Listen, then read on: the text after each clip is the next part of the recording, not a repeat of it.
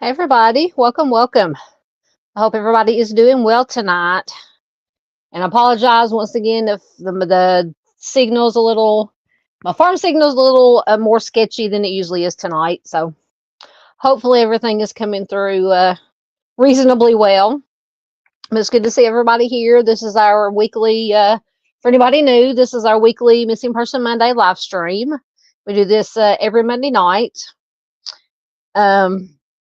Except for, before I forget, in case I forget to mention it, and I will mention it again at the end, next Monday, we won't be having a live Missing Person Monday stream because at that time I will be in Louisiana with the family enjoying a little Mardi Gras, some family time, but I am planning on doing a pre-recorded video. We're going to take a break since it's not going to be live next week. We're going to take a break from doing the states. But I just put together, I think, 5 cases that have been 5 years missing in March, since I think next Monday will be the March 2nd or 3rd. So I will upload it and I will set it to be available to be live, or not to be live, but to be visible sometime on Monday, probably in the morning time. But then after that, the week after, we will be, because we'll be back next Wednesday from our trip. So the Monday after that, we will be back live. So I hope you guys don't mind having a recorded video for this, for next week's live, or next week's, I can't talk. It's been a long work day today. But just be aware of that. Like I said, I will mention it again if I remember at the end for anybody who might not be here right now. But let's see who is here now. And I hope everybody had a good weekend. I hope everybody's staying warm. It has finally started warming up here in Arkansas. It was nice today. It was in the 60s, and tomorrow I think it's supposed to be in the 70s. So it will be pleasant to be out working for me tomorrow. Let's see. Well, Junior, as always, says, what time does it start? No, the notification button covers it up. Yes, I don't understand. Yeah, I don't know about the notifications, and I usually try to excuse me, do a community post to share the link to the live and to tell what time it is. That way people can see it. So if you can't see it from the notification, just check the notification or my community post, and they'll give you the times and everything. Although I think I forgot to share it, to do it this week. But anyway, it's right now Junior. If Junior's here, if he'll come in. But it's good that he checked in. Miss Paula is here. Always good to see Miss Paula. I hope you're doing well. Chris is here. Yes, he told Junior 8:15. Thank you, Chris. Always good to see Chris. Miss Marion's here. Hello, Miss Marion. Always a pleasure to see you. Miss Paula is here. Always a pleasure to see Miss Paula. She says she has Mind of Monsters on her phone. Yes, I saw. I didn't see until I was checking my notifications when I got home from work that Sunshine Mind of Monsters was having a live tonight. So I'll have to definitely catch it on a replay, because she always has excellent shows.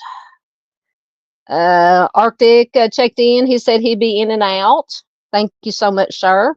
Please check out Arctic. Please check out Miss Paula's channel. And you guys have wrenches. You can throw it in, or somebody can throw the links in. Miss Doodle is here. Hello, Miss Doodle. Good to see you. Always good to have Miss Doodle here. Miss Miranda. Hello, dear. I hope you're doing well. She says, good evening from Michigan. It got up to 48 degrees today. It was a heat wave. Oh, I'm telling you. I bet it was for Michigan. I'm glad it's warming up there. Miss Darlene Clark is here. Hello, Miss Darlene. Good to see you. Always good to see her.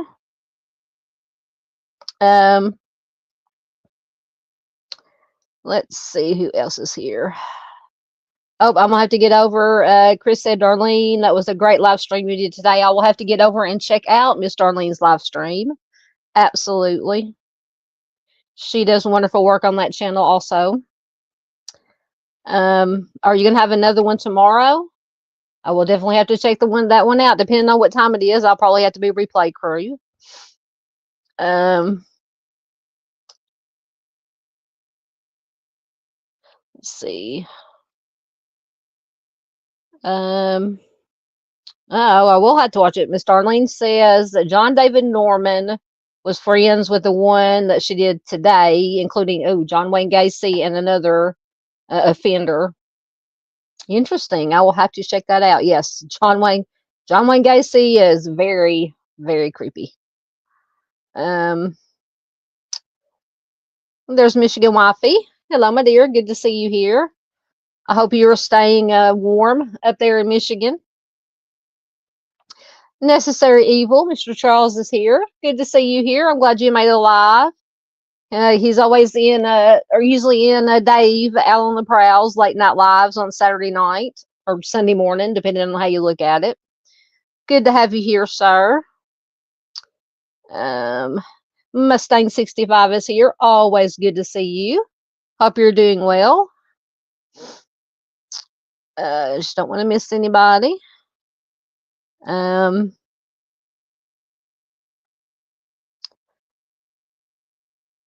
Yes, Miss Darlene has an excellent channel. Absolutely. Thank you, Miss Doodle. Has got Miss Paula's channel in. Thank you so much, Miss Doodle. And our Arctic Fox channel. There's his link. Yeah, Darlene says she's glad it was warmer today. I know. I cannot wait for maybe 2 or 3 days of spring that we'll get before it turns into full out summertime, hotter than Hades here in Arkansas. But I would rather be hot than cold. I'm spoiled. Thank you so much. Miss Doodle's also got Mind the Monsters link in. Thank you.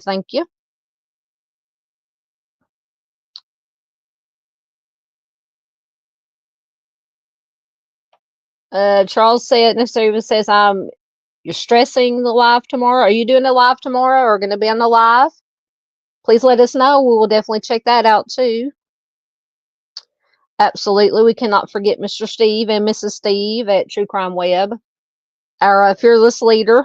our national treasure. Good work. Thank you. Miss Doodle has got Timmy's Legacy, Miss Barb in there.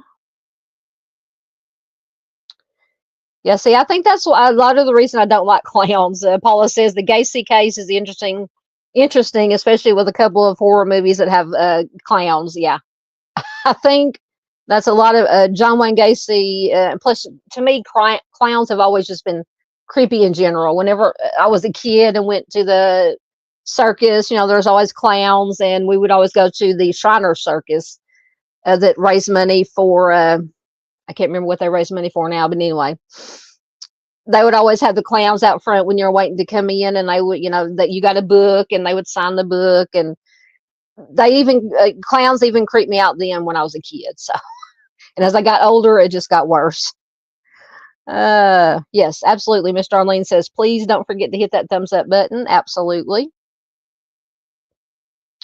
Yes, yeah, absolutely. Yes, there is Miss Darlene's link. So I'm going to study up or watch Miss Darlene's live about this John Norman fella who is shared a room with a man who worked for Gacy. Wow. Thank you very much. There is Necessary Evils channel link.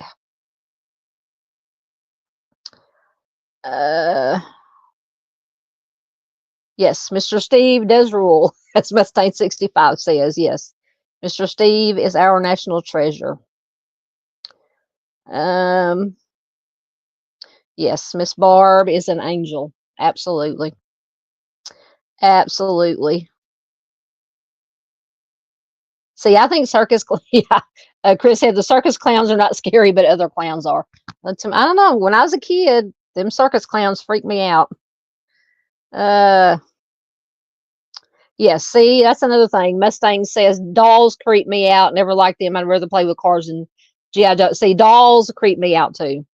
And it's funny because I don't like the nice, pretty, cute, like porcelain dolls. Those are the ones that creep me out. Now, if you show me an actual creepy doll, I love those. But just the normal dolls are what creep me out. I don't know. I don't know. Don't know what it is. You destroyed your old channel. Is that what you're talking about? Why did you do that? If that's what you're talking about. Oh, Miss Darlene said she had one doll I had. I swear it was possessed. Weird things kept happening. My boyfriend said, "Look, her head turned." I know, creepy, creepy, creepy. He went. She says he went and threw the doll into the creek. Good place for it. All right, guys, I am caught up, I believe. Oh, Mustang says Smokey the Bear creeped them out when I was in kindergarten. I liked Smokey the Bear or Smokey Bear. I always liked Smokey. I remember those commercials back when we were kids. All right, well, you're caught up, so we will get started. So tonight we are featuring cases from Massachusetts, and I think I have 6 cases from Massachusetts to share. We've been going through the states. We're on the eastern states. We made our way down to Massachusetts. So we will get started. Oh, and I think there's 2, I think, children. All of these are heartbreaking, but when it comes to the children and elderly, and before we start, actually, I wanted to, let me take that down for a minute. Share really quickly, if I can find the overlays. There it is. Miss Belvedere, she's been missing for Little Rock 2 weeks. She still has not been found. There is a silver alert. Was issued by the Arkansas State Police for she's 95 years old. Miss Belvedere. She was last seen on Friday, February 7th at around 9 a.m. in the 400 block of High Ridge Court in Mountain Home, Arkansas. She may be traveling in a beige Buick LeSabre with Arkansas license plate USA DOGN, and I think it may be either I think it's a military license plate, if I'm not mistaken. She is 95 years old, gray hair, blue eyes, 5'2", 100 pounds. They have done, and I did share the latest info from our local news station. A clip from that. I shared it on my community post and on Facebook. Please check it out. Please share it anywhere and everywhere you can to help bring this lady home one way or another. Hopefully, we're hoping for the best possible outcome, but just in case. They said in this latest news clip, they've been doing aerial searches. They've been doing searching bodies of water. The chaos team, which is divers and water searchers, have come in and searched bodies of water around the area. So far, they haven't found anything. But yeah, we're just hoping for the best for Miss Belva. So the other one I wanted to, oh, that's not it. We're not having technical difficulties just yet. We still have Sophia Franklin is still missing, or with Gary Day. She is just 16 years old. She is missing from Beaver Dam, Wisconsin.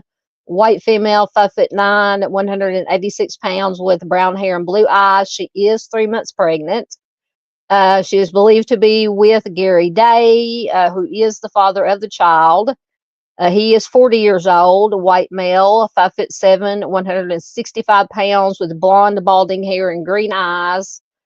They are believed to be traveling in a black 2014 Buick LaCrosse sedan with either Pennsylvania license plates or Arkansas license plate, or by now a completely different license plate.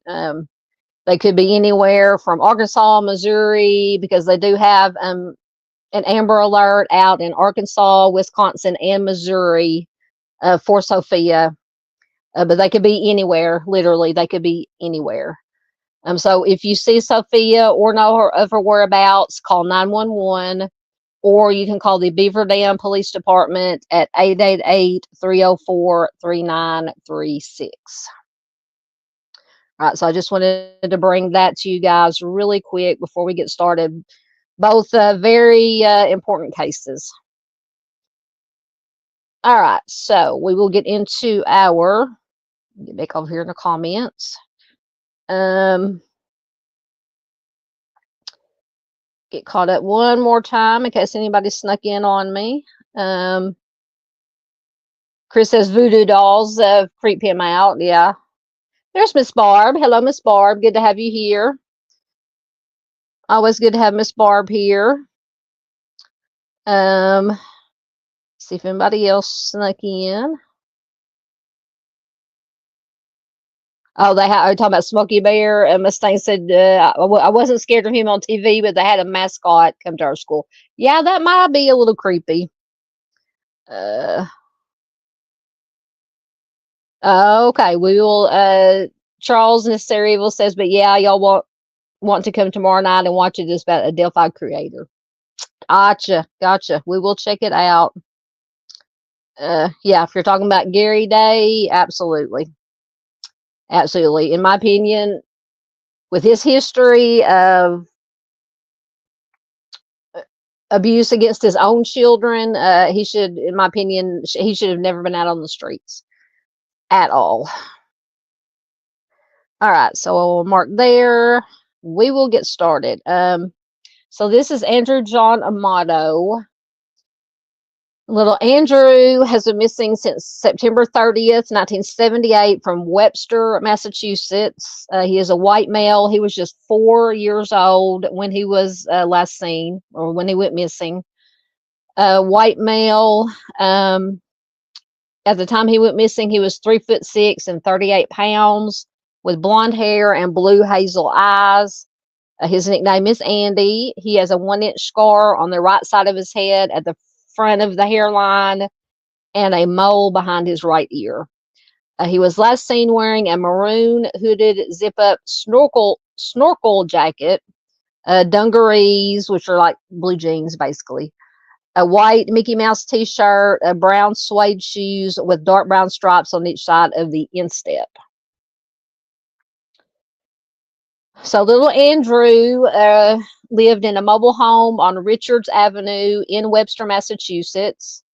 The day he went missing, he was playing in the woods behind nearby Ash Street Trailer Park with his 7-year-old sister and their 6-year-old cousin.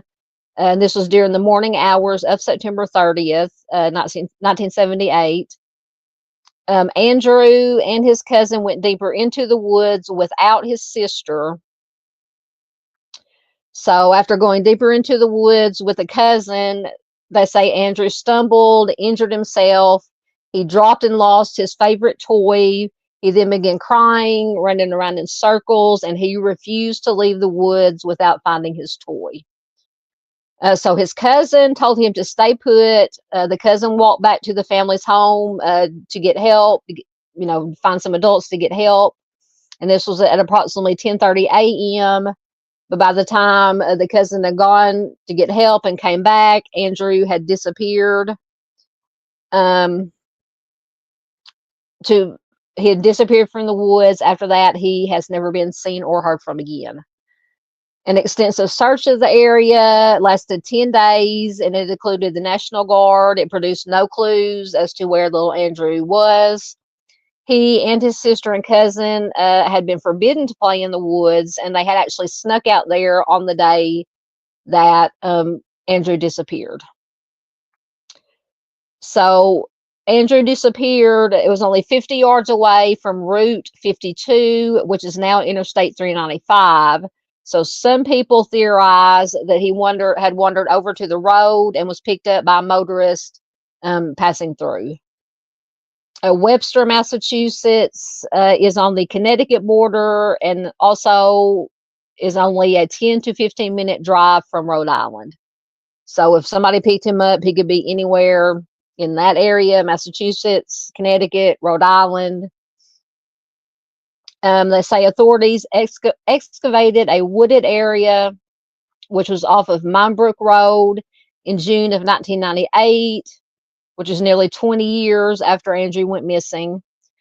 Investigators learned that evidence related to his case may have been buried in the forest, which was approximately 5 miles from the location of where he disappeared from.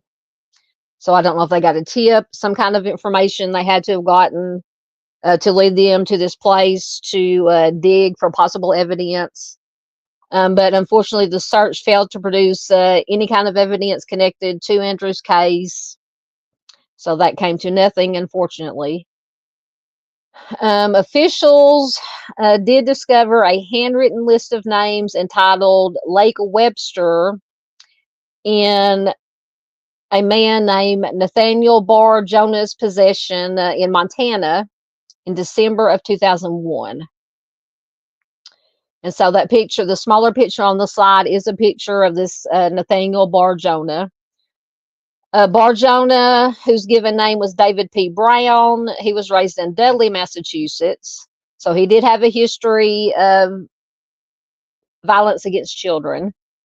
So he was convicted of the abduction and attempted homicides of 2 Massachusetts boys in 1977.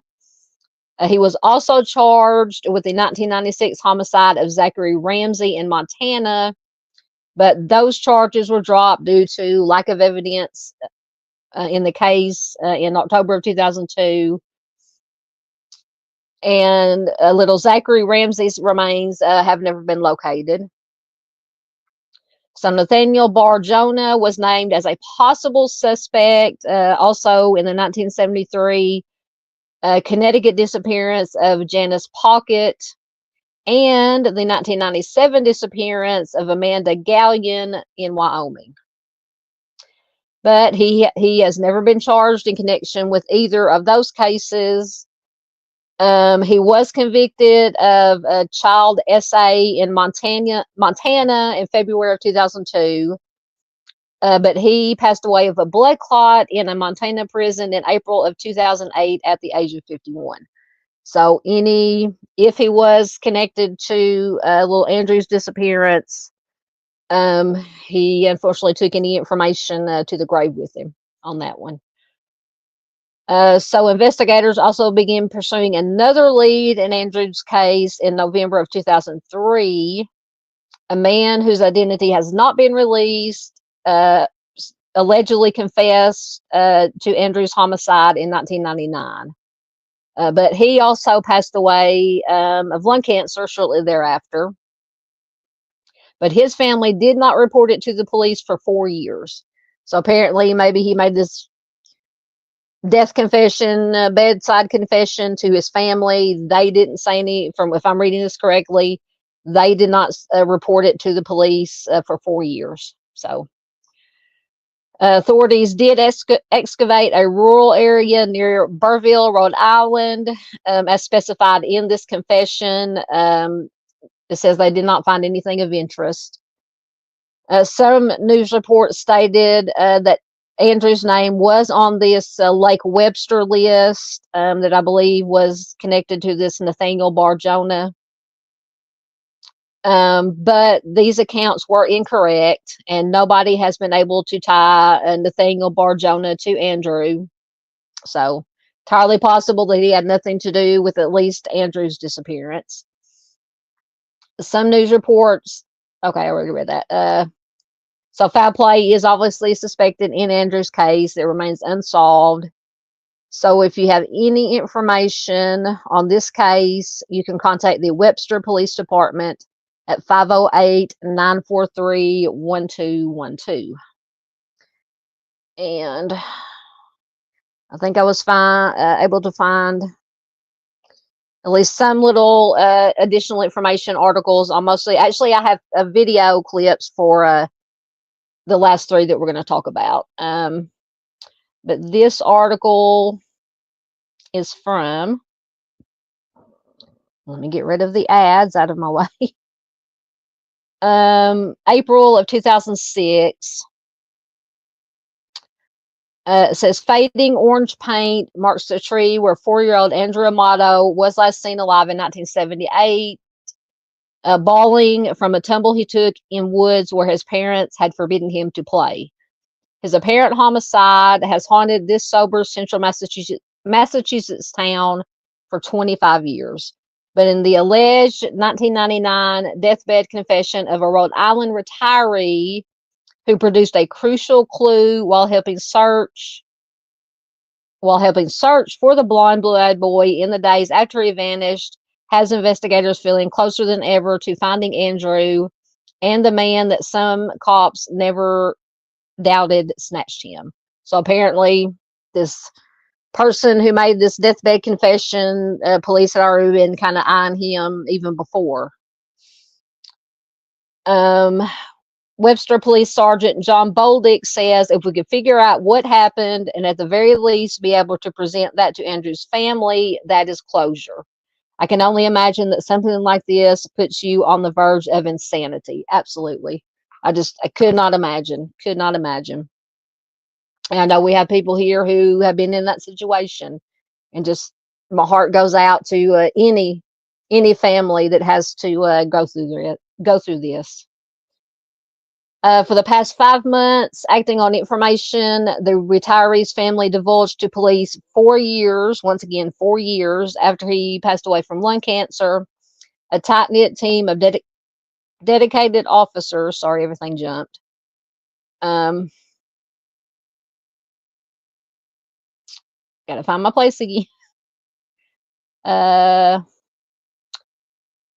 A tight-knit team of dedicated officers has been secretly combing over a rural area of Burville, Rhode Island, looking for Andrew's grave. Burville Police Detective Wayne Richardson said he believes the information guiding the search in this border town is, quote, credible and reliable, but declined to give specifics, including the suspect's name. Once again, on the morning of September 30th, 1978, Andrew, his 6-year-old cousin Jeannie, went down a path into the desolate woods behind the Ash Street Trailer Park, clutched in the fist of the boy so friendly the townsfolk called him the Goodwill Ambassador, was his favorite toy, which was a Weeble. I can't remember. Was it the Weebles Wobble, but they don't fall down? I remember those. He wore a tiny Mickey Mouse T-shirt, identical to one that turned up in Woburn 8 days later, stained and stuffed in a paper bag. So that's interesting. That was not mentioned in the Charlie Project information. The children were a half mile into the woods when Andrews Falls sent Jeannie running for help. He was 50 yards from what is now Interstate 395, but dogs lost his scent at the spot where he tripped at. In the week that followed, more than 10,000 volunteers helped look for Andrew.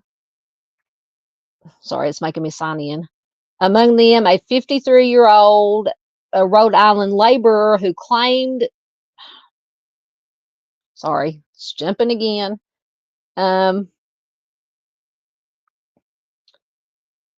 Among them, a 53-year-old Rhode Island laborer who claimed to have heard of the manhunt on his CB radio. It was he, police said, who found Andrew's Weeble under a pile of leaves that had previously been searched.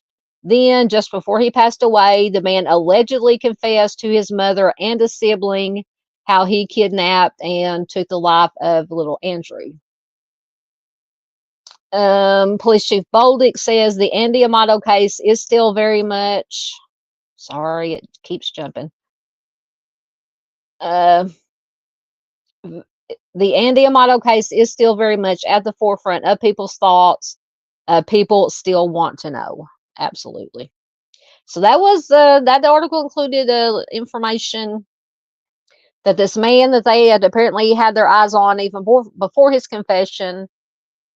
He found Andrew's toy, and then it also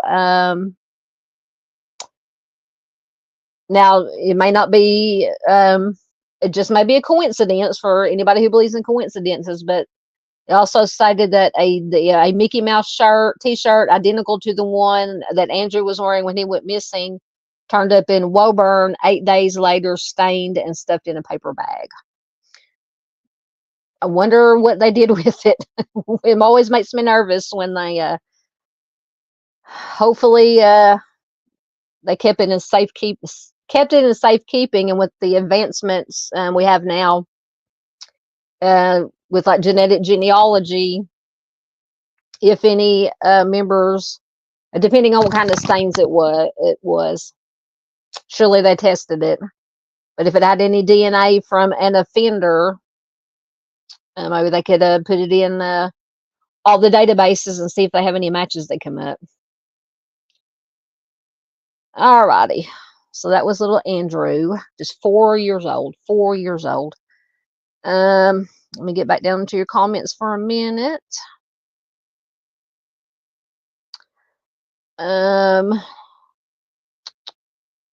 Let's see. Yes, I'm going to have to watch Necessary Evil. Charles did a live with Coach Kev and Frank Meister. I'm going to have to watch that. I haven't had a chance to watch it yet. Yep, definitely. Yeah, being Chris says Andrew's case, I see red flags on it. Yeah, to me, the biggest thing is that it was so close to what is now, or it was a highway route 51 or whatever it was, now a freeway.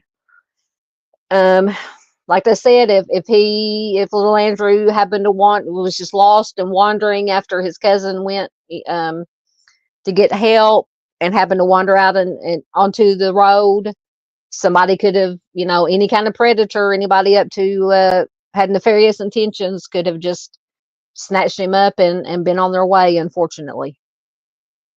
Or it could be, like I said, somebody closer to, or even somebody coming down that road could have been a local person. But I'm very, very interested in this fella that apparently helped in the search, found the toy, allegedly made the deathbed confession. Very, very interested in that.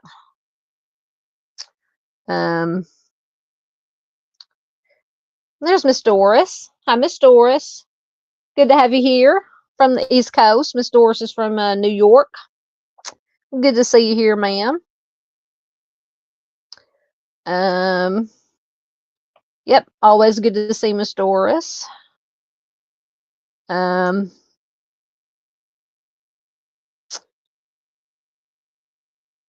getting caught up. Oh goodness. Darlene said she's praying for her neighbors. They had 4 cop vehicles and an ambulance there tonight for about 45 minutes. Oh goodness, yes. Thoughts, prayers, and good vibes. I hope everything is okay. Absolutely. Yeah, when I was going home from work. Can't remember what day it was. It may have been Saturday or yesterday. The way I go out to work or go home, I came around the curve, and there was blue lights and red lights flashing everywhere up ahead. So of course, I slowed down, and there's one of the houses there. There was like 3 or 4 or maybe more police cars. There was an ambulance. There was a fire truck. So I don't know what was going on, but hopefully, once again, everybody was all right at that house. I haven't heard any local talk about what may have happened because it's a very small town. So, when things happen, everybody usually hears about it. Let's see. That is fine, Miranda. Miranda says she's listening, but she won't be in chat. That is fine, my dear.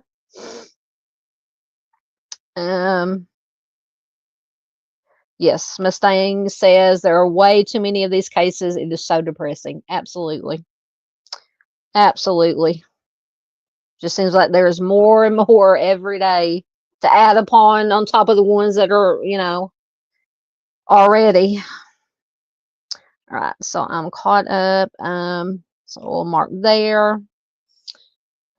Take that down so I can see what I'm reading here. Next, we have Joseph Kevin Astuccio. I hope I'm pronouncing that right.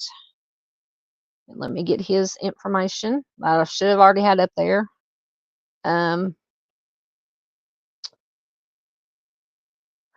So Joseph was last seen on April 1st, 1992 in Ipswich, Massachusetts. He is a white male, 59 years old. When he went missing, at the time he went missing, he was 5'10", 190 pounds, with brown hair. Doesn't say what color eyes he had. He was balding at the time he disappeared. He wore wire-rimmed eyeglasses. He had a mustache. He had a lot of aliases, apparently. It says he may use the alias names Giuseppe Astuccio, Joseph M. Astuccio, Kevin Astuccio, and or Kevin J. Astuccio. He was last seen wearing a brown coat, black shoes, and a wool hat. So Joseph was last seen at Brown Square in Ipswich, Massachusetts at around 9:30 a.m. on April 1st, 1992. He owned a business and residential properties there, and planned to collect rent from 2 tenants that day. His 1987 Cadillac Roadster, which was blue with a white roof, disappeared with him, but it was found abandoned near a landfill in Middleton, Massachusetts on April 20th. So he went missing, or was last seen on April 1st. The car was found in the landfill April 20th. So when they found the car, the windows were broken, the ignition had been damaged, the tires were covered with mud, and the only items in the car were Joseph's appointment book and his coat and his hat. So in February of 1992, so a couple months before he went missing, Joseph had went to the police to report someone had fired a .22 caliber bullet into the front door frame of his home. He was at home at the time. It was around 11 p.m. when the shot was fired. Instead of calling the police right then, he went to bed and he reported it the next day. So the shooter has never been identified. It is unclear whether this incident has anything to do with his disappearance a couple of months later. It says there was a possible sighting of Joseph a week after he disappeared. Someone who did know him thought that they had seen him at Logan Airport boarding a plane bound for Orlando, Florida. But the airport had no record of him flying out that day. But now, with all these aliases, they might not have noticed if he was using one of his aliases, if they were just looking for his name that was on his ID. Just a possibility, something to think about. Joseph may have worked at a bakery in Peabody, Massachusetts in the mid-1990s, and he may also have lived in Holiday, Florida for a time, but none of this information has ever been confirmed. Joseph did own rental property in Florida at the time of his disappearance. At the time he disappeared, Joseph resided with his wife in the 20 block of Rubley Road in Wenham, Massachusetts, and Wenham police are investigating.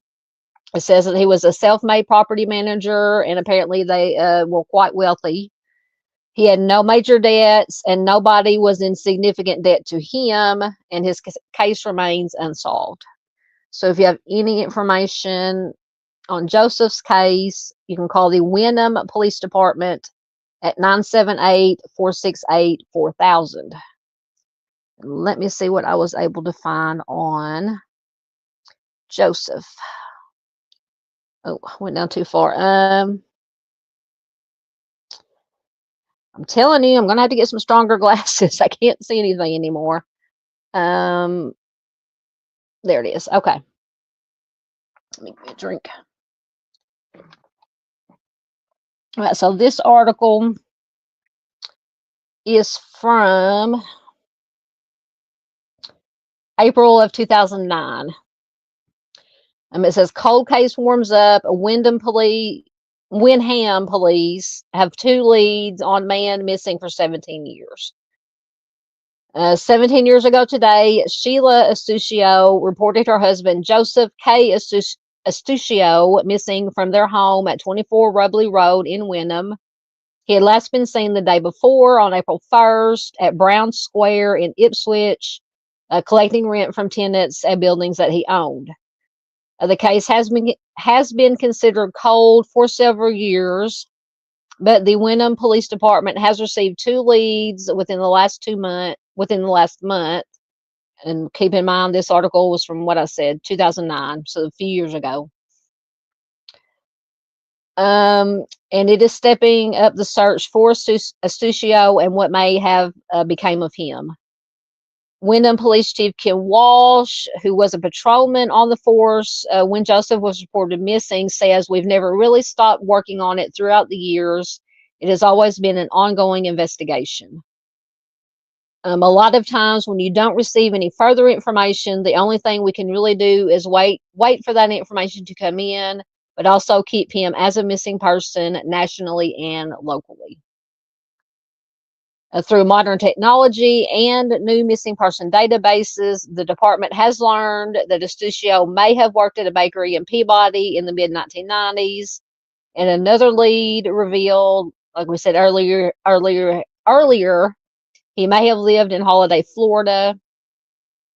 The bakery owner, who Walsh did not want to identify, is searching the personnel records to determine whether Joseph did, in fact, work at the bakery. The chief says, now with these 2 leads, one thing we've got to realize is those databases aren't always accurate. So far, they've came up negative as far as panning out. The police department in Holiday, Florida did investigate and look into it. They came up with negative results, but we are still looking into it at this point.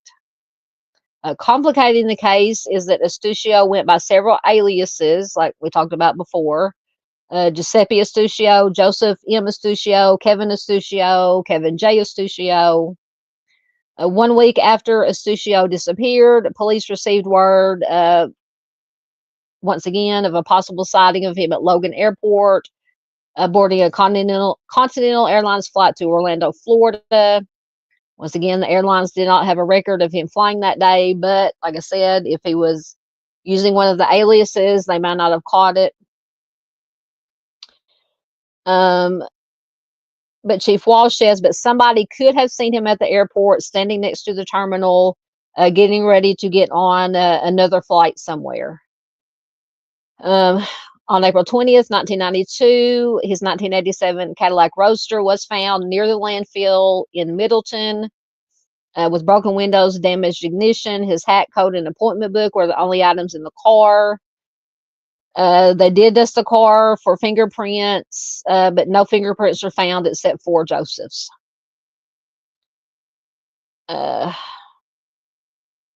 There are several unanswered questions relating to Joseph's disappearance. The first thing is, did somebody want to take Joseph's life for some reason?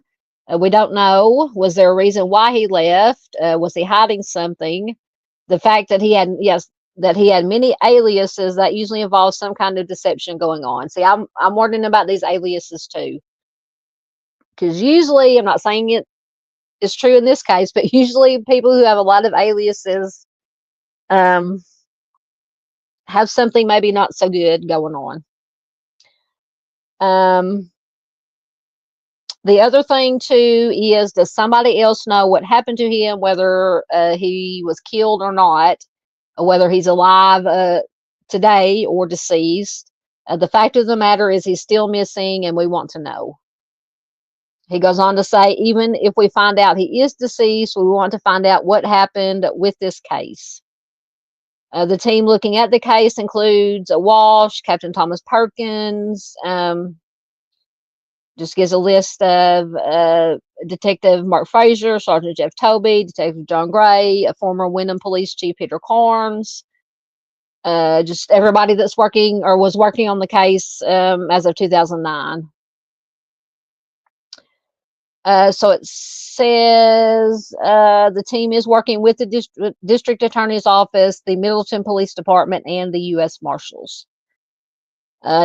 Chief Walsh says 140 people have been interviewed. Wow. 140 people have been interviewed in this investigation, and some of those people will be contacted by this agency in the future. It's a lingering mystery that we need to bring some closure to.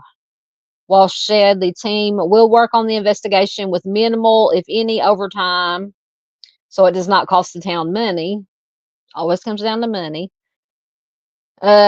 Chief Walsh said, hopefully we'll get some people out there that after 17 years, things have changed for them, and they might want to come forward now and give us some information. That is, I can say, one, if there is any good thing about these cold cases, is that as the years go by and the cases get colder, people are more willing to talk. They're not as afraid. Maybe if they knew somebody who was involved, that person that they knew was either they're not with them anymore, the person may have passed away or moved away, so people are more willing to talk. One good thing about these cold cases. So to report information on Joseph's disappearance, once again, you can call the Wyndham Police Department at 978-468-4000. So it's good to know they interviewed, 140 people were interviewed. That's a lot of persons. All right, let me get into your comments really quickly.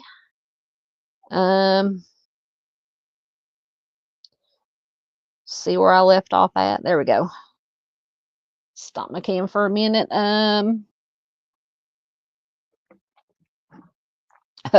I want some chocolate too. Miranda says, I'm tired, but I have to let my dog out for the night. I wish I had some chocolate. I always want chocolate. Oh, I'm a chocoholic. There's Junior. Oh, well, can't push the right button. Hello, my friend. Good to see you, Junior. He says, hello from warm and balmy Michigan, 49 degrees. Yeah, that's what Miranda was saying. It was like 47 or 48. I don't know how close together in Michigan, what parts of Michigan you guys are in, if it's close. Yeah, Miranda was saying it was, 47 or 48. Good to have you here, Junior. Always good to have Junior.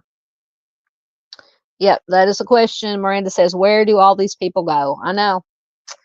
I know it's just like with Miss Belvedere.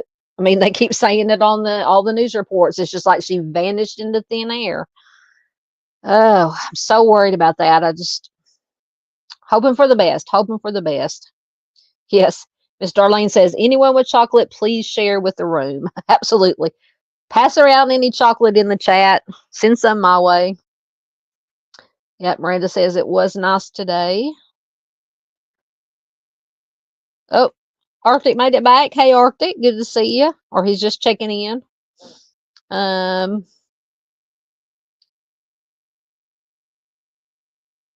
Let's see here.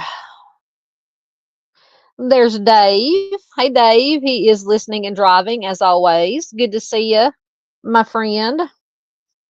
He did an excellent, as always, live stream Saturday night, Sunday morning. Very good information. He took us on a tour of, I forget, shame on me, I forget which case it was, to some locations on the cold case that he was talking about Saturday night. Very interesting stuff. Thank you, Arctic. Has got Miss Doodle's link in. And there, Arctic, thank you, has got Dave Allen the Prow's link in. Please do check out Dave. Dave said it is good to see everyone. He probably won't be able to chat much while he's driving.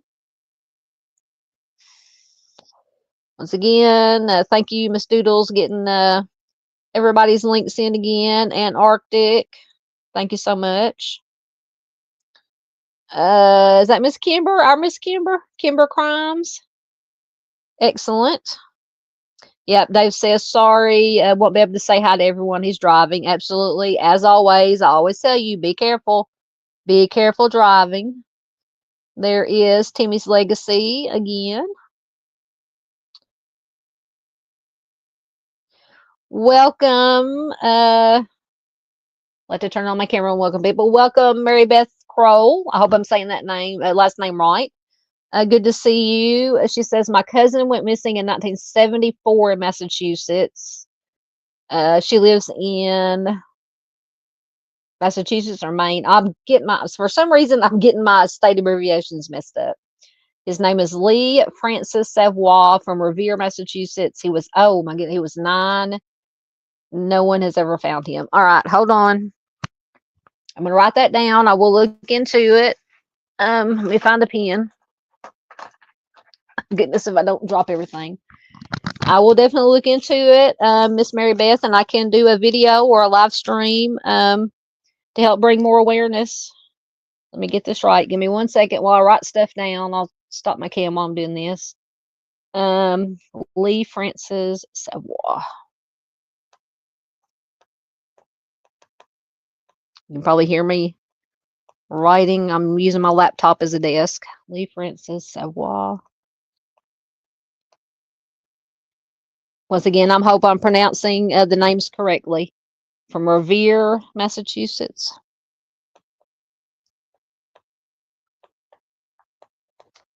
Nine years old. Oh, man. I'm telling you, the kids, the children, missing children get me. All cases, I say it all the time, all cases get to me, but just the children and elderly. Okay, tuck my paper back in there, put my pen down. All right, thank you, Miss Mary Beth. Welcome. We're good to have, glad to have you here. I will definitely look into your cousin's case, see what I can find, and like I said, I'll be more than happy to do a video, live stream, or both. Anything I can do to help. That is what we are here for. Miss Mary Beth says he is on the missing and exploited children's site where they did an age progression picture. Excellent. Thank you. I will definitely look at any information I can find, or if you have any information, you can let me find my. You can feel free to email me at southerngaltruecrime@hotmail.com with any information that you would like me to include in the video or the live stream, and I will include it most definitely. All right. Oh, did I not take it down? Hold on. Pressing the wrong buttons. Watch out. We're gonna. No telling when. Dumpster fire. Start a dumpster fire. Pushing buttons here. Absolutely. Miss Mary Beth said, I live in Massachusetts. Thank you so much for looking into his case. No problem, ma'am. Like I said, that is why we are here. Absolutely. Like I said, do not hesitate to contact me. And if you're on Facebook, I don't know if you're on Facebook or not, but there's a link to my Facebook, Southern Gal True Crime Facebook profile. It is in the About section of the channel. You can contact me through there, through Facebook Messenger, like I said, or email, or you can call me in on any of these videos or live streams. I do look at my comments.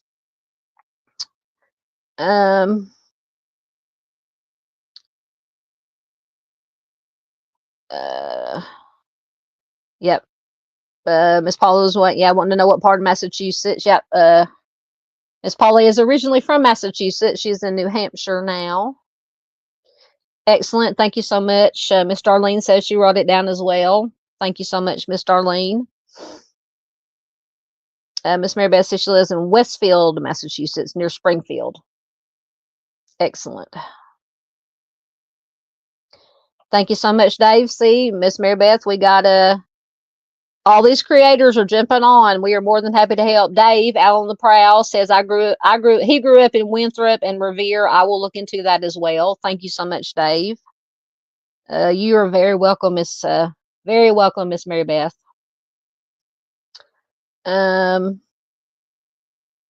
Miss Paula says she's been to the Springfield Fair a couple of times.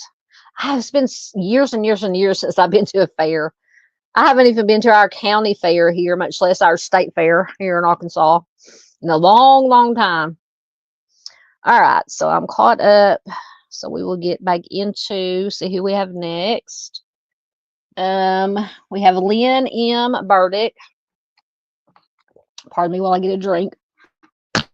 My throat's getting dry. Let me get her information.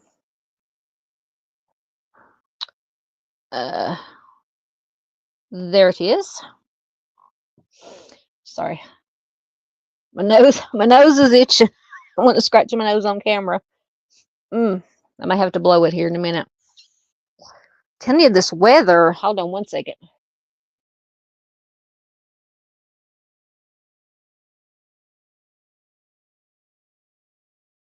This back and forth weather has got it keeps my sinuses torn up. All right, so Lynn was last seen on April 17th, 1982 in Florida, Massachusetts. I never knew there was a Florida, Massachusetts until I found this case. She is a white female. She was just 18 years old when she went missing. She will be 61 years old as of 2025. At the time she went missing, she was 5'4" and 115 pounds, with brown hair and blue eyes, and she did wear you can see in the picture there, she did wear eyeglasses. Sorry, guys. She was last seen wearing a McCann Vocational Technical High School class ring with a blue stone and her initials or name engraved probably around the inside of it. She was possibly wearing a McCann Technical Vocational High School jacket. So that's the only clothing description. The ring to me and the jacket would be key, obviously. If anybody, ever happen to come across a ring or a jacket that looked like that.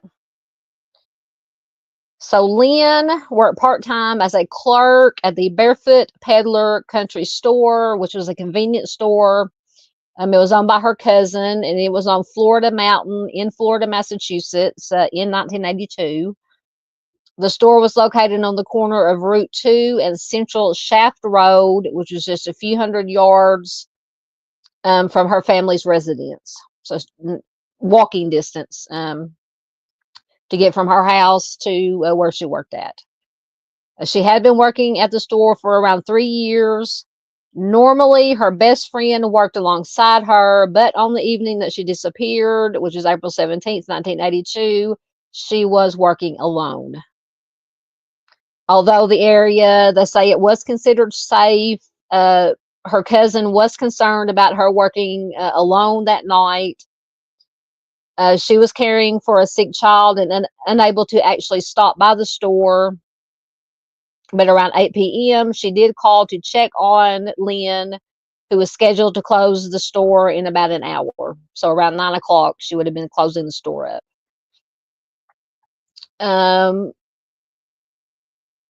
So during this phone conversation, Lynn said that it had been a slow night.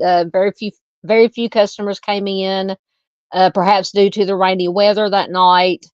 But during the conversation at around 8:10 p.m., her cousin overheard the sound of a bell, indicating that the store's front door had just been opened and somebody had come in. So Lynn told her cousin that a customer had arrived and she would have to end the phone conversation to attend to the customer. But she promised that she would call back once she closed the store for the night. She did not call back.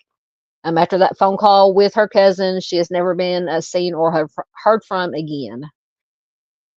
So at around 8:30 p.m., Lynn's mother tried to call the store, got no answer. Said at the time she was unconcerned. She assumed that Lynn was just busy with a customer and couldn't answer the phone. Another customer entered the store at approximately 8:40. So about 10 minutes after Lynn's mother had called, a customer entered the store, noticed that it was abandoned and the door was open. He was familiar with Lynn's family. He did call to tell them that the store wasn't attended, and her family immediately called the police. So when police got there, they noticed that Lynn's open book and a half-empty soda were still on the store's counter, but her jacket from the McCann Vocational Technical High School and her purse were missing. $187 had been removed from the cash register, but it said additional cash was still available underneath the counter. It says Lynn would have been aware of this other cash money, but an intruder would not have known about its placement. Nothing in Lynn's life led authorities to believe that she left of her own accord. It says abduction was always assumed as a reason for her disappearance. One lead focused on an unidentified male who attempted to abduct a girl from the Williams College campus near Florida, Massachusetts that same night that Lynn disappeared. Apparently, this unnamed male had attempted to abduct a girl from the Williams College campus. So that's big red flag there for me. So this man tried to force the intended victim into a vehicle at about 7 p.m.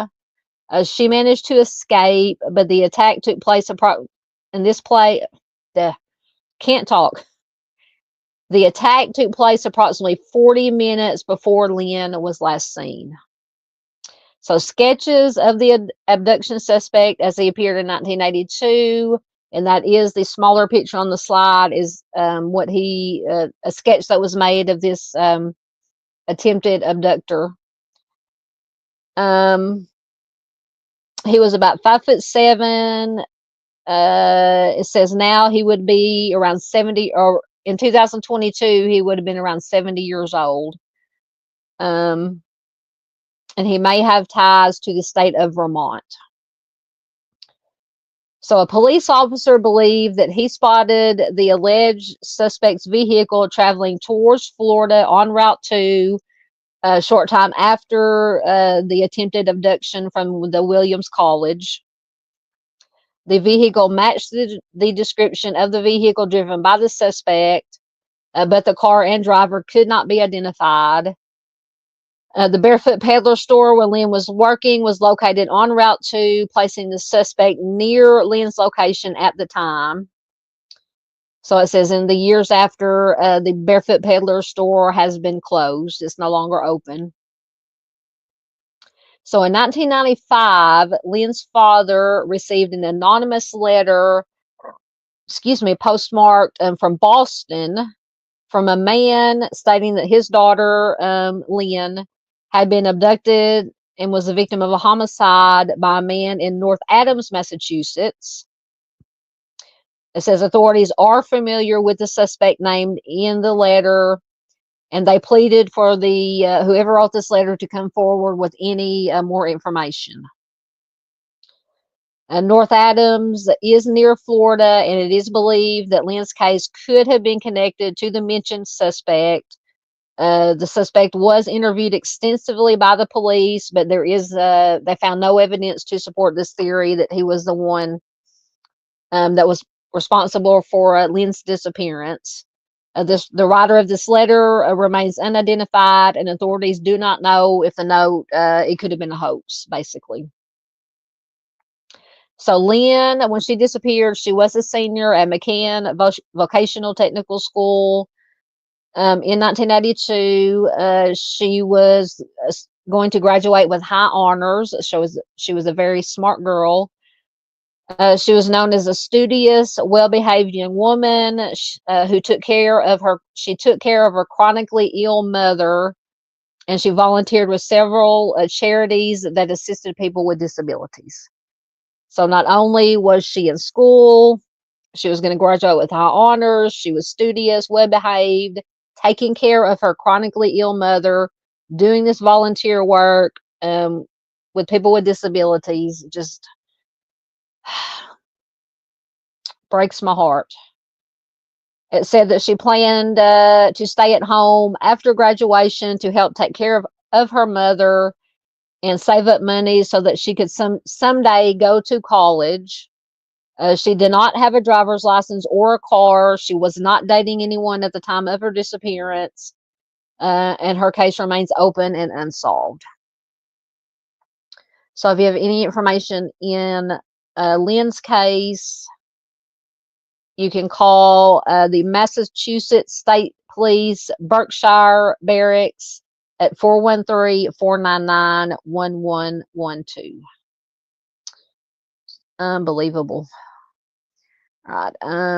Let me find her article. Oh. And this article is from, I believe it's fairly recent. Oh no, well, it's from April of 2022. From NBC News. 40 years later, family hoping for new leads in the April 1982 disappearance of Lynn Burdick in Florida, Massachusetts. It was one of the top hits of the 80s. I Love Rock and Roll by Joan Jett and the Blackhearts. It's one of my favorite songs of all time. And in 1982, it was one of 18-year-old Lynn Burdick's favorite songs. Lynn's niece, Debbie, told Dateline she would blast that song and dance around upstairs in her bedroom. It says that Debbie was a toddler at the time. The youngest of four siblings, Lynn, who was still in high school, was living with her parents in their blue ranch-style home in Florida, Massachusetts. Debbie's father, Brian, was Lynn's only brother. One of Lynn's older sisters, Faye Martin, said that the family had a farm with animals and lots of produce. She says, we used to grow our own produce, potatoes, turnips, corn. We had cows, pigs, and chickens. It was about 25 acres of land. And growing up, the four Burdick children would help take care of it. I mean, it was a lot of work, but a lot of fun. And I grew up on a farm, still live on a farm.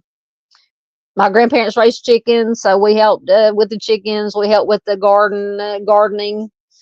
So it is a lot of work, but I always enjoyed it as a kid. It was fun. Despite the chores that came with running a farm, Faye said her family always made time for one another. She says, we always had family picnics over the weekend. Me and Lynn used to play Frisbee out on the road. Lynn relished every minute of it. Debbie said that her aunt was very shy and, quote, was a homebody and loved to be with her family.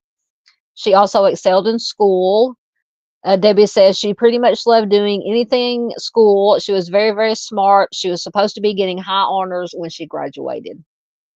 In 1982, Lynn was a senior at McCann Technical Vocational High School. Debbie said Lynn did not plan on going to college because of the cost and the fact that her mother, which would have been Debbie's grandmother, was very sick. Debbie says she used to care for my grandma a lot. Apparently, she had Lynn's mom had emphysema. That was her illness. Faye told Dateline that her sister was very loving, and that in addition to caring for their mother, Lynn was quick to volunteer her free time. She'd just do anything for anybody, said Faye. She used to babysit all of her nieces and nephews and even the neighborhood kids. Lynn also regularly helped out at their church and participated in charity events for muscular dystrophy and cerebral palsy. Debbie said that the charity events were particularly important to Lynn because her best friend Teresa had muscular dystrophy and one of her nephews had cerebral palsy. On top of all her responsibilities, Lynn also held a job at a local shop owned by her cousin Gary Burdick and his wife Sue. It was called the Barefoot Peddler. Debbie told Dateline the population in Florida, Massachusetts was roughly 700 people. So it's a very, very small town at the time, and stores were scarce. Debbie said they don't have any grocery stores or anything like that. Actually, the Barefoot Peddler was the only store there. According to Faye, the Barefoot Peddler was, quote, a little tiny store that sold beer and groceries. Just like any small town, country, rural store could be around here where I live. It was just 5 minutes from the Burdick's home.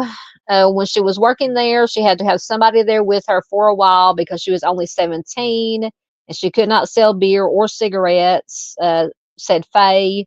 But in February of 1982, Lynn turned 18 and was finally able to work alone.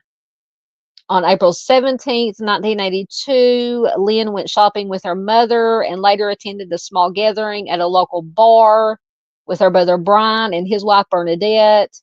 Debbie's parents, Debbie said that her father dropped Lynn off at work after this party.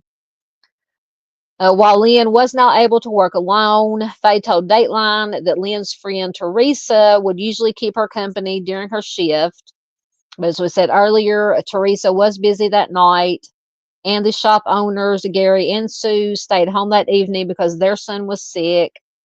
So that is why Lynn was working alone that night. Faye told Dateline that meant that it was Lynn's first shift by herself working the late hours, closing the store down. At around 8 p.m., Debbie said Sue called the store to check on Lynn, but before long, a customer came in. Debbie told Dateline that Lynn, quote, was on the phone with Sue when the person came in. She said, I have to help this person with some stuff, and she hung up. Debbie said her father, Brian, called the store around 8:30 p.m. to see if Lynn needed a ride home. When her shift ended at 9, Lynn did not answer, and at first they did not think anything of it. Debbie says they thought that she was busy, and then a short time after that, a local had gone into the store and saw that it was abandoned. He called my family to let them know that Lynn was not there. Debbie said her father, Brian, immediately went to the store and called the police. He notified them that his sister was missing. Debbie says she didn't have a boyfriend, so the thought had always been obviously that she was taken. She was not the type to just run off on her family.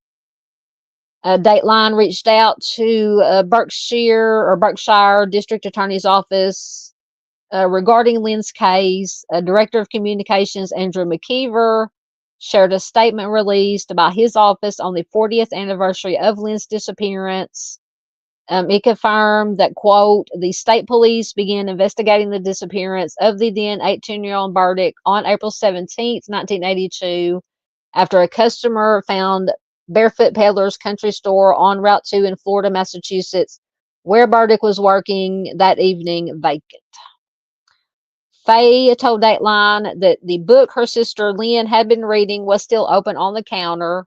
Money was also missing from the register, which was just a little over $100. I think it was like 187. Um, Under the counter, once again, there was a container with money in it that whoever did this did not know about. At the time, Faye lived in Monroe Bridge, Massachusetts, which is about an hour away from Florida. She told Dateline that she did not have a car to drive to Florida that night, but she got there a few days later and recalled the nightmare that it was for her parents. Faye says, "My mother was a wreck, my father was a wreck. We searched everywhere."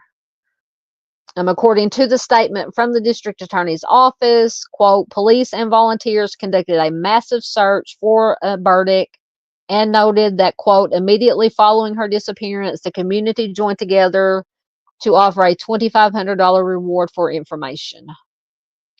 Faye said the search continued for about 3 weeks. She says, "I know my brother went into a few abandoned camps on the mountain, but never came up with anything. They couldn't find any trace of her, no tracks or anything."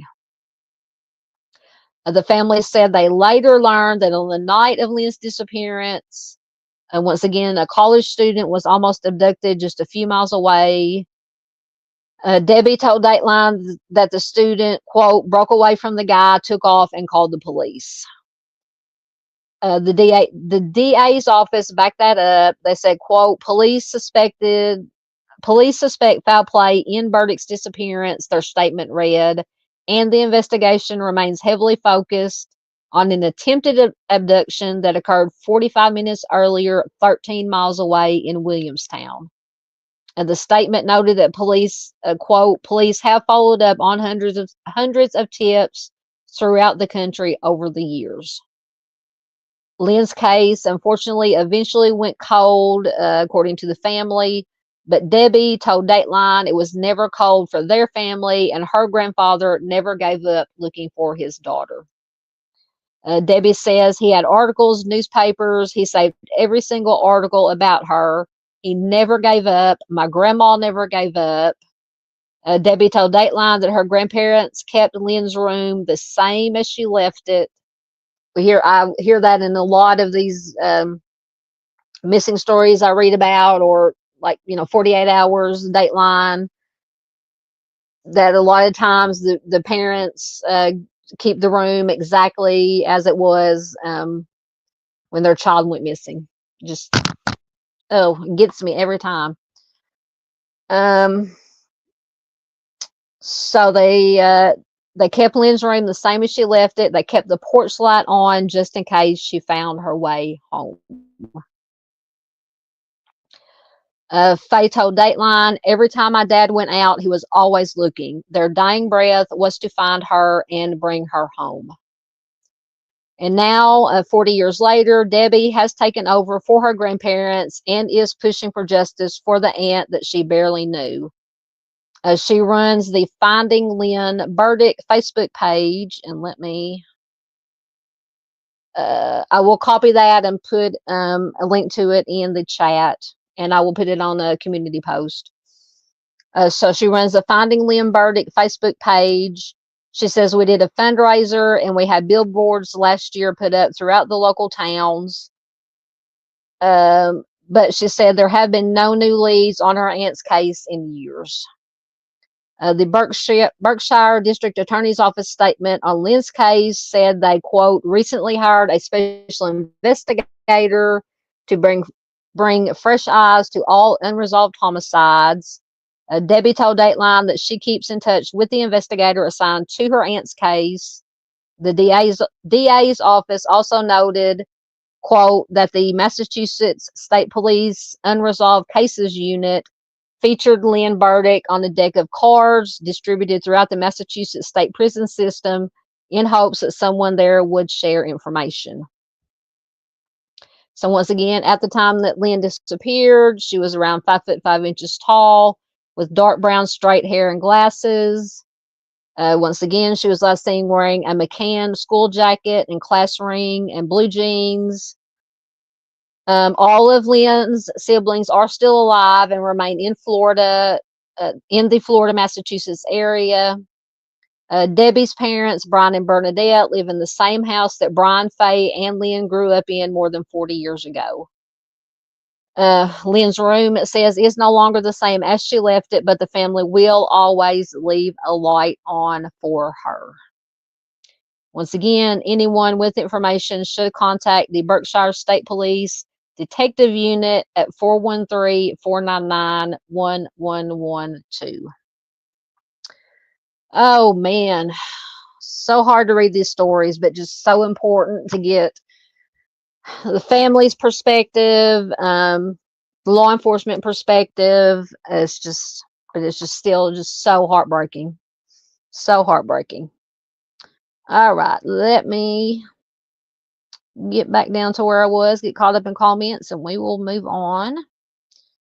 Lordy, lots of comments. There we go. I knew I marked it. All right, let's stop my cam for a minute and get a drink.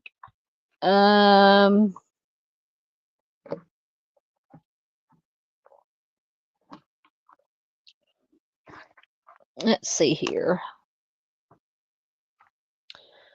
Miss Mary Beth, I can't talk. Miss Mary Beth said it was an awesome fair. We go every year. I know I need to get back to the fair. I miss going to the fair. Oh,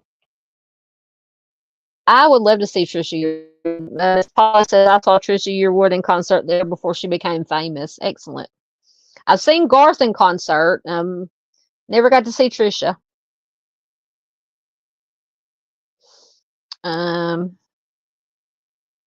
Miss Paula's also seen Michael Bolton in concert in Reno, Nevada.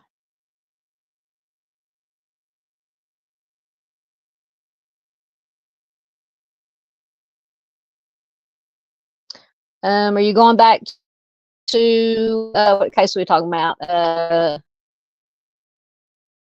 Or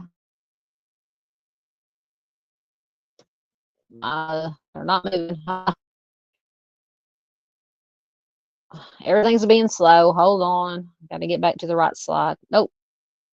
Oh my goodness. Hold on 1 minute. Are you talking about Andrew's case? Miss Darlene's. They're going crazy. Sorry. Says police told his mom when she called to report him missing to wait a few hours. I don't remember reading that, but I might have missed something. All right, there's the right slide. Hello, Mr. Klein. Good to have you here. Please do check out Missing Black People, The Forgotten. Klein does an excellent job. Excellent job. Good to see you here, sir.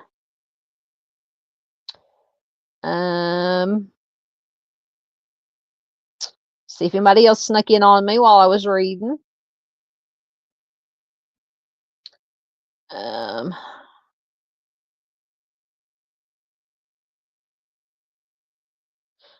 Oh, there's Miss Tandy. Hello. Well, if I can get my camera to come on. Hey, Miss Tandy, you're not watching wrestling? What's wrong?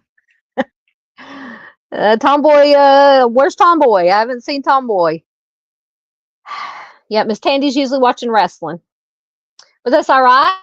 We are thrilled to have you here, Miss Tandy. Hello.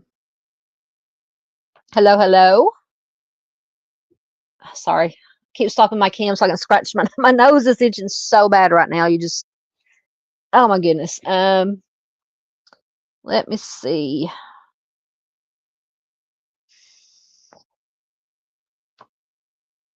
Oh my goodness. I'm gonna have to take a Benadryl or something tonight when I go to bed.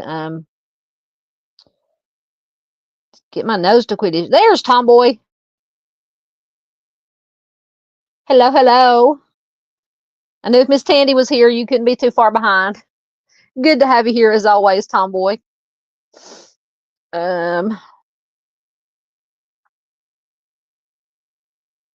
Let's see. Absolutely. Miss Darlene says, thanks everyone for everything you all do to help others. Thank you, Miss Darlene. Turn my camera on. Thank you, Miss Darlene, for everything that you do. Absolutely. Takes a village. It takes all of us. Creators, community, all of us. Paula said, you're talking about Lynn's case. Paula says, did they interview anyone else? I may be behind in comments. Just let me know what case you're talking about, and we can go back to it, and I can look and see.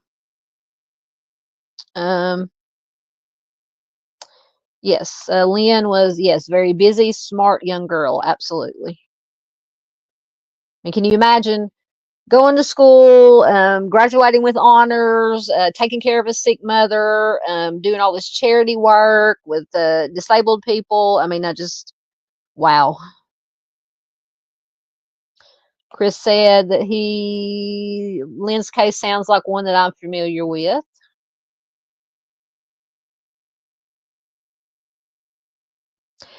See, I found Dave Allen the Proud says some of the missing cases, especially some of the older male cases, could perhaps be mob related, especially in and around the Boston metro area. Yes, when I was looking for cases, I go to the Charlie Project to find the cases.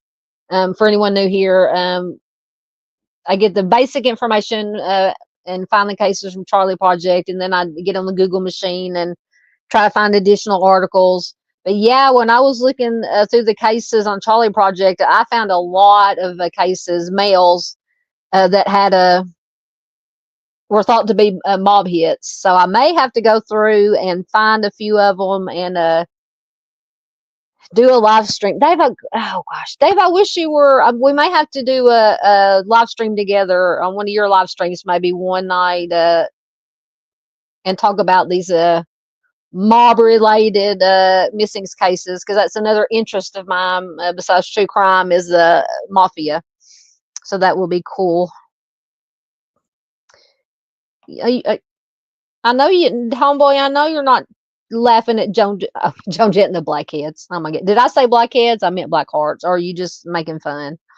I love me some Joan Jett. I did get to see Joan Jett in concert a few years ago. Still sounds good. I think you better not be making fun of Joan Jett. Oh, okay. So yeah, thank you very much.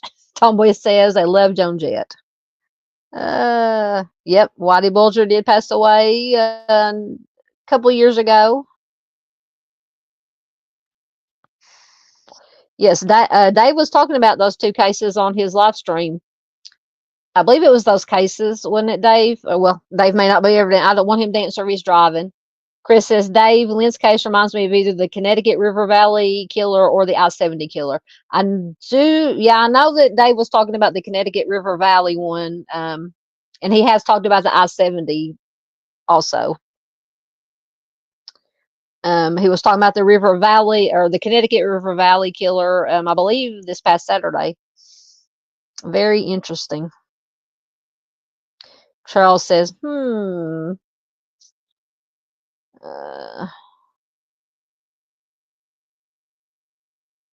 Charles says, we are still trying to match dental or DNA on like 10 unknown victims here, all male. Wow.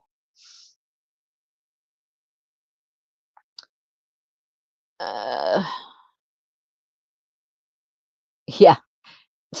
Charles says, I don't think we can brag about Garth anymore. Yeah, it was a few years ago that we saw Garth.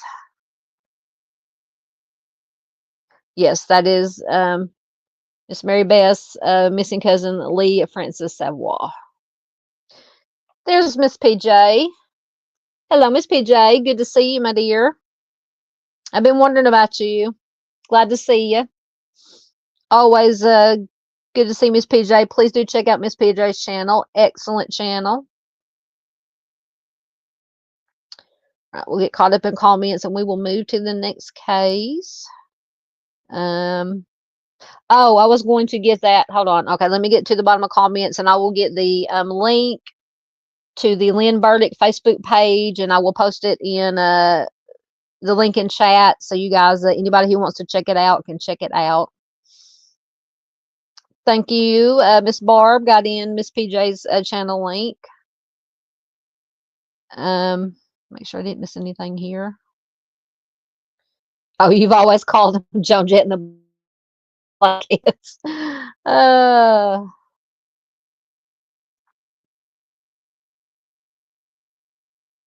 All right, I'm caught up. So let me grab that link right quick and put it in chat, and then we'll move on to our next case. Let me find the link again. There it is. Hopefully it won't take it too awful long to come up.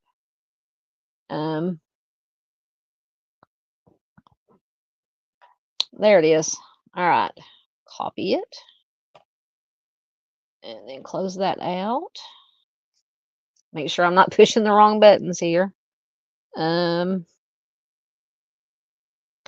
We've missed you too, Miss PJ. All right, here. If it'll come up, it may take a minute. Oh, more comments popped up.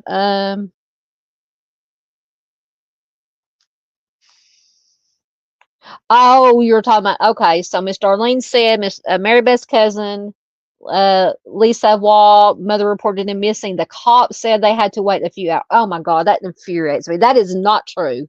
For anybody who doesn't already know, you do not have to wait 24, 48 hours to report a missing person, whether it's a child or not.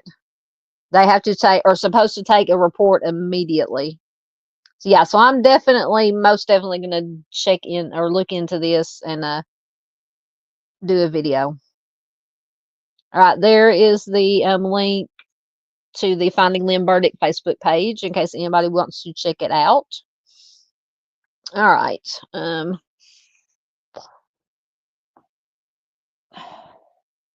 right, next. Oh, just got to turn my camera back on. Next, we have Michael Ralph. I don't know if I'm going to pronounce his name right. Either Brougham or Brougham. Somebody let me know if you know how to pronounce it correctly. I'm going to say Brougham or Brougham. I've heard. Anyway, I apologize in advance for if I'm pronouncing it wrong. So let me find his information. There it is. So Michael Ralph Brougham or Brougham was last seen on June 25th, 2010 in Belchertown, Massachusetts. He is a white male, 54 years old when he went missing. He will be 69 years old as of 2025. At the time he went missing, he was 5'4" to 5'6" tall and 190 to 220 pounds, with dark brown hair and blue eyes. His nickname is Mickey. He has a large surgical scar on his sternum.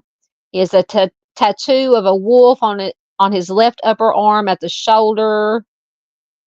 And I believe that is the photo. I don't know how well you can see it on the slide. That the smaller picture is a picture of that tattoo.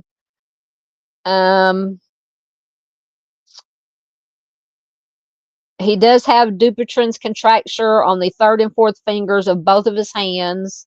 So if anybody has seen those commercials about the Dupuytren's contracture, it's like if you try to lay your hand out flat, you can't. I don't know if you can see your fingers curl up. You can't put your hand flat. Those fingers are bent towards the palm and they cannot be fully extended. So he was last seen wearing a heavy gold chain with a scorpion pendant, which is about 1 3/4 inches long. It has a diamond on the tip of the tail, and I do have a video for this. It does have a picture of the necklace, very distinct. He does have diabetes and coronary artery disease. He did have coronary bypass surgery shortly before his disappearance, and he did need medication, which he did not have with him when he disappeared. Michael was last seen in Belchertown, Massachusetts at around 2 p.m. on January 25th, 2010. His nephew, who was a police officer, saw him driving his truck. They spoke to each other before Michael continued on. He apparently planned to attend a NASCAR race at the New Hampshire Motor Speedway in Loudon, New Hampshire. But apparently, after he saw his nephew, spoke to him, after that, he was never been seen or heard from again. His wallet, containing his ID and credit cards, was found across Route 106 from the Speedway 2 days later, and his cell phone was used in the area that same day. His phone and watch were found about a mile from where his wallet had been, near the north side of the Speedway complex. So we can, I guess, go on the assumption that he did make it to the racetrack, to the Speedway. He left his pickup truck and motorcycle at his home in the 100 block of Jabish Street in Belchertown. No one actually saw him at the racetrack. It's unclear. Okay, so it says it's unclear whether he ever actually arrived there. And apparently his family does not believe that he made it there. So it could be, let's see, it said how far away was it? So his phone and watch were a mile from where his wallet had been, near the north side of the Speedway complex. So he might not have made it there, or maybe he made it almost there when whatever happened. He did own a business, Michael Brougham Excavating, which was founded by his father. He was unmarried and childless at the time of his disappearance. He lived alone with his cat. It says he did not lay out extra food for his cat. He did not make arrangements for anyone to take care of it, which was an indication that he did not plan to be gone for long. He was close to his family, and they say it is uncharacteristic of him to leave without warning. Although investigators stated there was no evidence of foul play in his disappearance, his loved ones are afraid for his safety, obviously, and his case remains unsolved. So if you have any information on Michael's case, you can call the Belchertown Police Department at 413-323-6655, or the Massachusetts State Police at 413-586-5150. I do have a video, but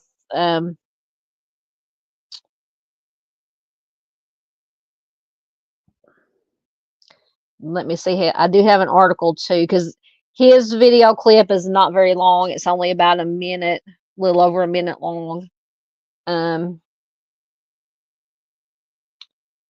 So I think I'm gonna play the video clip, and then we'll read some of this article. So let me get back over here and play the clip. And I will be back. If I can get the buttons to work. So let's take this down. Since Mickey Brougham of Belchertown was last seen, 22 News reporter David McKay spoke with Brougham's family about their hopes to find closure. Mickey's sisters, Cindy and Carla, still believe that someone is out there with information about what happened to Mickey. Michael Brougham has been missing since June 25th, 2010. Shortly after Mickey disappeared, his wallet and he was found near the New Hampshire Motor Speedway he frequented, but his car and motorcycle were still at his Belchertown home. His family believes the secret to finding out what happened to Mickey is right in Belchertown.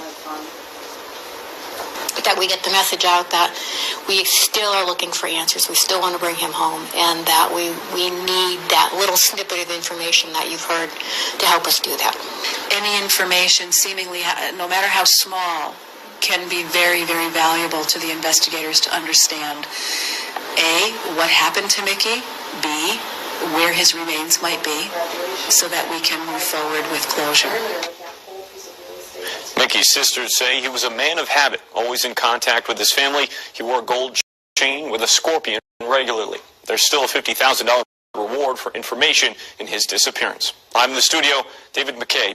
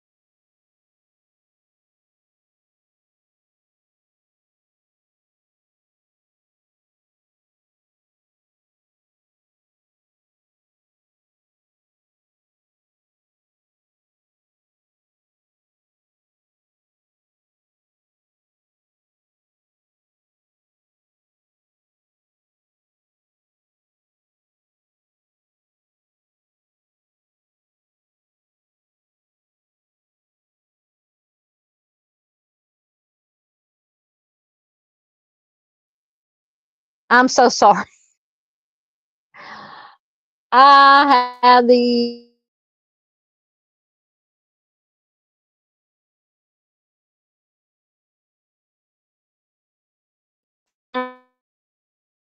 article. I apologize. Well, I can't get it to go. Oh, there we go. I forgot to unmute myself. It didn't have a whole lot more information. Quickly, I will read it again. It's been 14 years since Mickey Brougham, however you pronounce it, left his Belchertown home to go to a NASCAR race in Loudon, New Hampshire. Hasn't been seen or heard from since. He was reported missing on June 25th, 2010. 2 days later, his watch and cell phone were located. I'm just going to go through and get the information. In the days, weeks, months, and years that followed, members of his family and people in his hometown worked to try to locate him. Lawn signs across Belchertown asked for help to bring me out what happened is in Belchertown. In the year 2022, several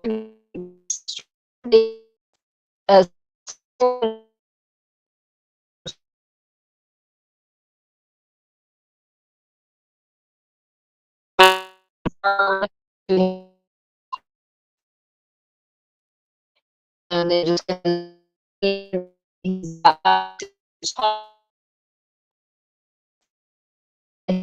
checklist. I think it showed it the scorpion medallion, the surgical scar on the sternum from the coronary artery surgery, the wolf tattoo on his left shoulder. I thought it said something about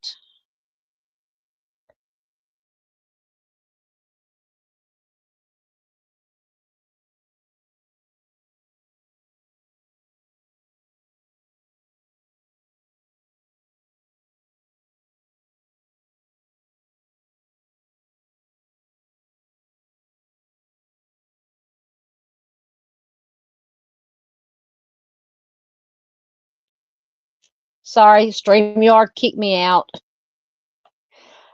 And I just lost all my, let me get my slides back up. Oh my goodness. Turned into a dumpster fire. It wouldn't be a live stream if it didn't turn into a dumpster fire. Okay, let me get to the right slide. Okay, that's where we were. Oh my goodness. Sorry. Hopefully it won't kick me out again. I have, well, sketchy signal. What the point I was trying to make, said that his truck and motorcycle were at his home. So unless he had, and it very well could have had another vehicle, if his truck and his motorcycle were at the house, how did he get to the racetrack if he made it there? Once again, what I said when I was muted, he could have ridden with somebody else, or he could have had another vehicle. Oh goodness. Okay, so that was in the article. Yeah, if you saw something, say something. If you know something, say something. In this case, family needs answers. All right, let me get back down to your comments, and we will move on. Oh, sorry, I'm hitting buttons. I think I went down too far. Okay, thank you. Mr. says it is pronounced Brougham. So leave out the GH. So Brougham. Thank you, Miss Darlene. She went and listened to the pronunciation. Excellent. Brougham. Thank you.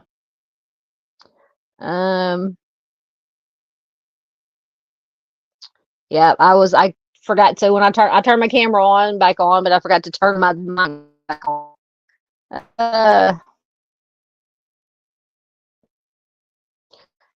Charles says it'll come up. Hopefully it won't kick me out again. Has everyone heard what happened in Indiana on the 15th of this month? Nah, if I've heard, I've forgotten. What are you talking about? Uh, oh, hold on.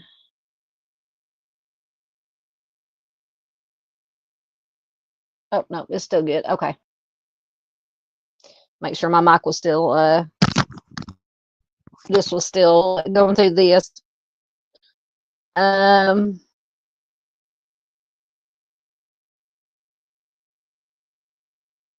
Yeah, like I said, my signal is very even sketchier than usual. No, what are you talking about, Charles? Feel free to tell us. Absolutely. Sorry. I hope it's, I've got 3 bars on my phone, but the StreamYard little thing says I only have 1 bar. I apologize. Yes. Uh, yes, Chris says my farm signal is very bad. It is very bad tonight. Once again, I apologize. Oh, I know what you're talking about. I know what you're talking about now. I've kind of been watching a little bit, but about that. Yeah, we got that tinny sound. That tinny sound, Arlene says, reminds me of Max Headroom when it sounds robotic. I remember Max Headroom. I like Max Headroom. Hey, Fritzl Garage. Once again, it's taken a minute for it to come up. Welcome from Poland. Good to have you here always. Haven't seen you in a minute. Okay, thank you. Arlene says it is okay now. Hopefully, hold out for a bit longer.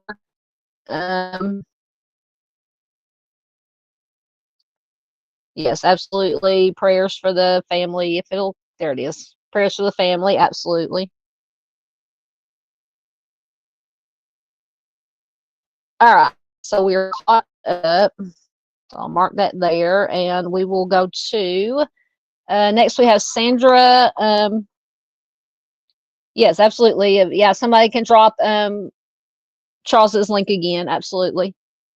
I can't do it from the StreamYard side. I'm afraid if I try to go over to YouTube and do it, it will completely turn into a dumpster fire. All right, so this is Sandra Crispo. Let me get her information.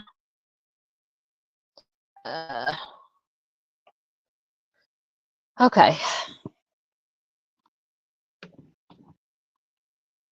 So Sandra went missing on August 9th, 2019 from Hanson, Massachusetts. She's a white female, 54 years old. I'm assuming that's age when she went missing. 5'6" to 5'7" tall, 125 pounds, with brown hair and hazel eyes. It's the only description, no clothing description. So Sandra was last seen in Hanson, Massachusetts on August 7th, 2019.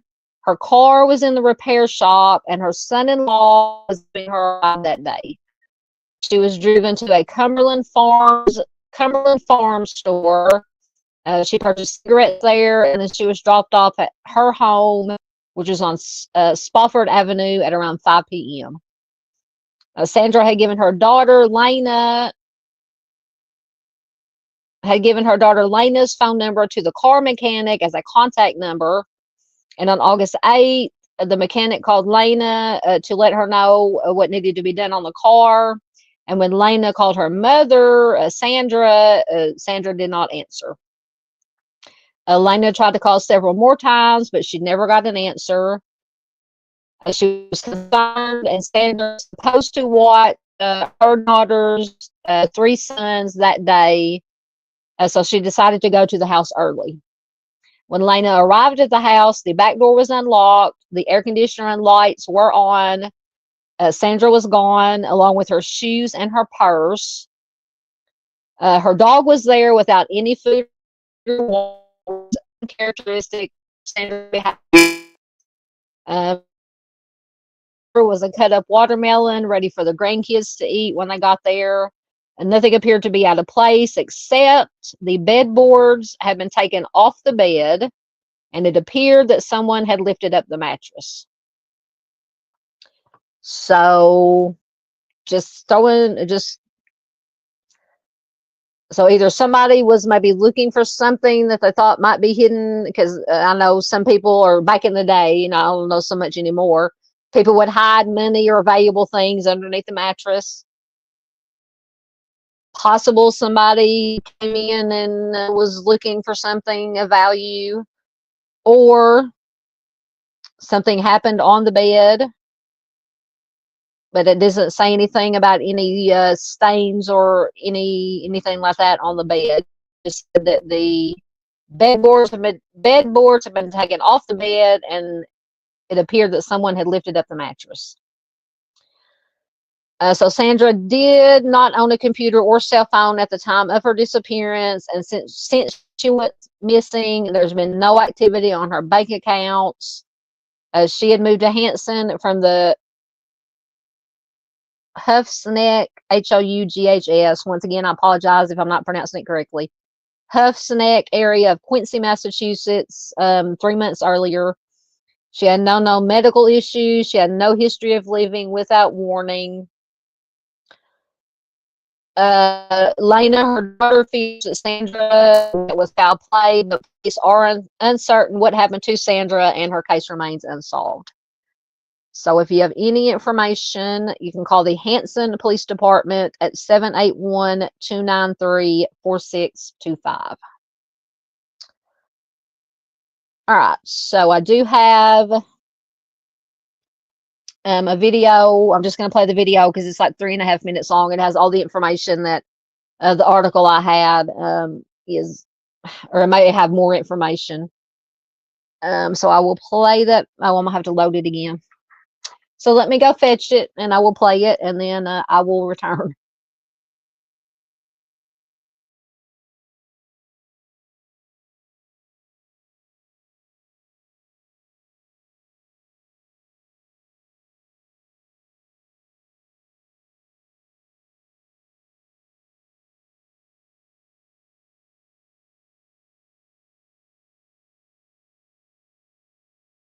More than 5 years since Sandra Crispo disappeared from her hometown in Hanson. The 54-year-old grandmother was last seen at her house in August of 2019. Boston 25 News reporter Bob Ward has been following this case from the beginning. And now, for the first time on New England's Unsolved, Crispo's daughter reveals new information to Bob that she hopes could shed new light on what happened. There's really no end point of grieving. It's just a cycle that continues. In 5 years, Lena McMahon has not stopped thinking about what happened to her mother. In August 2019, Sandra Crispo vanished. Police still don't know if Sandra is alive or dead. They had drones, they had canines, they dug up her basement, they searched pretty extensively. And there was no trail for her anywhere. No trail. Lena tells me she believes her mother was a victim of foul play and that members of her own family know more than what they're saying. In 2019, weeks after Sandra disappeared, Lena and her husband Tim testified before a grand jury. Did you get an indication that they were close to an indictment or close to taking some solid action against anyone? Yes, from my understanding, in 2019, they were pretty close, to making an arrest. But no one has ever been arrested. Lena tells me 2 years before Sandra's disappearance, Sandra's father died, leaving behind a substantial estate that included up to $1 million in gold bars. It's destroyed our family in more ways than just one. Amanda McCann is one of Lena's cousins. There was a huge rip in the family concerning inheritance money. It's been an issue since 2017, I'd say. And I think she was a victim. I think she was targeted for something she didn't have. Which is money. Which is money. Tim McMahon was the last person to see Sandra. On August 7, 2019, he dropped her off at her house after taking Sandra's car to a local mechanic. On the way home, Sandra stopped for cigarettes. These are the last images of Sandra Crispo. How was Sandra the last time you saw her when you were talking to her? Did anything seem off with her? Nothing extremely off. The next day, Thursday, Sandra did not answer Lena's calls. And on Friday, when Lena stopped by her mother's house, Sandra Crispo was gone. I had a bad feeling initially that something was very wrong because we have a homebody grandmother that normally, is very responsive. Now all of a sudden just gone. Lena grew more concerned when she learned that neighbors heard a loud argument the night Sandra disappeared. And inside Sandra's tidy house, Lena said that she found small droplets of blood on the floor and on the walls. 5 years later, Lena and her husband fear the worst. What would be the motive for anybody in your family to do something to your mother? I believe that somebody thought she had gold, and I think she was targeted, and I don't think they got anything. Why would somebody do this to Sandra? I believe it was inheritance. I believe it was greed. 5 years of silence, of not knowing what happened to Sandra Crispo or where she is, has taken a real toll on her family. I just want answers from my mom, because at the end of the day, she's a person. She's a grandmother. She deserves justice. The Plymouth County DA told me in a statement that Sandra Crispo's investigation is open. Anyone with information should contact Hanson Police or State Police detectives at 508-894-2600. For New England Unsolved, I'm Bob Ward. All right, I remember to unmute myself this time. All right, so remove that. Put that back up there. So from that, and I hope the video was probably choppy, but hopefully the audio came through good. What I found very interesting about the clip here is that supposedly, or they said she might have inherited, or people thought she inherited a lot of money and had gold bars. So that might explain, in my opinion, could possibly explain why the mattress looked like it had been lifted up and the bedboards were moved. Maybe somebody thought she had the gold bars hidden under there. Also thought it was interesting. The family thinks that other members of the family were possibly responsible for Sandra's disappearance and possible death for inheritance, for greed. But I would definitely love to know what you guys think. What you think. If you're here, put it in chat, or if you're watching replay, thank you so much for watching replay. Leave a comment. Let's see what to say. Let me see. Sandra's case. It'll pop up. Once again, everything's sketchy. There we go. Miss Peggy says, I know this case. You're talking about Sandra's. Yeah. Okay. Sandra's. Yeah. Very, very interesting. Lots of red flags, especially with that information, like I said, about the possible inheritance, the gold bars. Her family thinks that possibly other members of her family had something to do with it.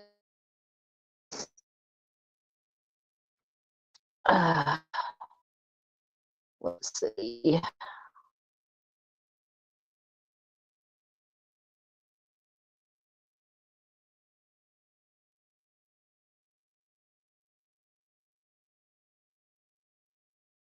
Too much to say.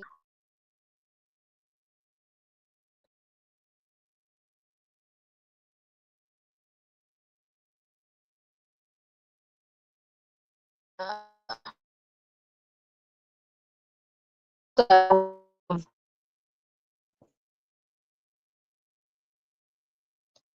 let me go back up there. Sorry, things are moving extremely slow again.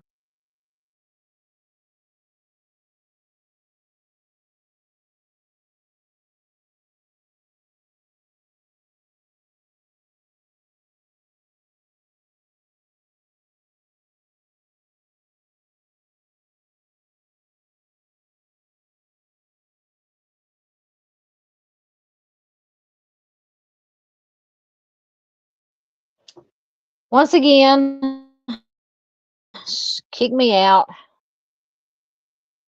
All right. I apologize once again. Okay. Let me get my slideshow. Gotta load my slideshow again. Hold on. Oh, goodness. Okay. So it is Sandra. I believe the last one, another child, unfortunately. This is Jesus de la Cruz. Let me get his information. Hopefully it won't kick me out again. All right. So Jesus was last seen on September 28th, 1996 in Lynn, Massachusetts. This is classified as a non-family abduction. Jesus is an Hispanic male. He was just 6 years old when he went missing. He was 35 years old as of 2005. And that age, the smaller picture there is an age progression to 31 years old, which would have been about 2021. He would have been 31. At the time he went missing, he was 4'6" and 60 pounds with brown hair and brown eyes. He has a scar above his left eye and birthmarks on his left calf and on the left side of his forehead, and his left ear is pierced and was pierced at the time he disappeared. Jesus was last seen at around 6 p.m. on September 28, 1996. He was walking with a 9-year-old male friend on Park Street in the Commons area of Lynn, Massachusetts, near his family's residence. He was pushing his pink Huffy bicycle, which had 2 flat tires at the time, and he was on his way home after playing in Bennett Circle.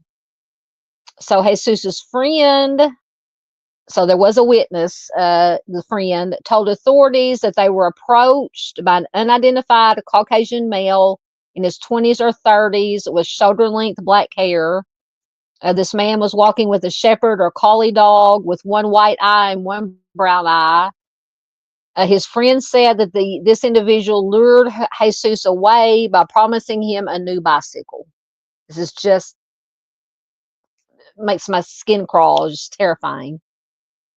Jesus never returned home. He has not been seen again. At the time he disappeared, he was attending Connery Elementary School.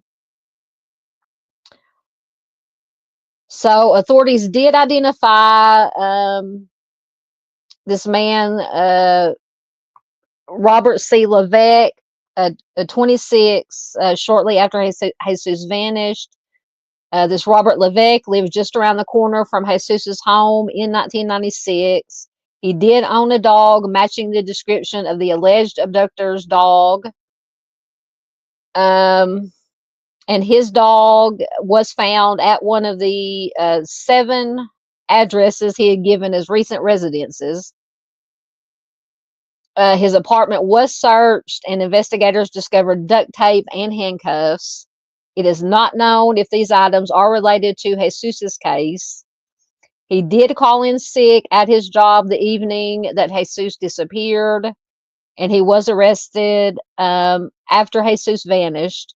He was charged with parole violation, motor vehicle offenses, and possession of stolen property in mid-October of 1996, but he has never been charged in connection with Jesus's disappearance.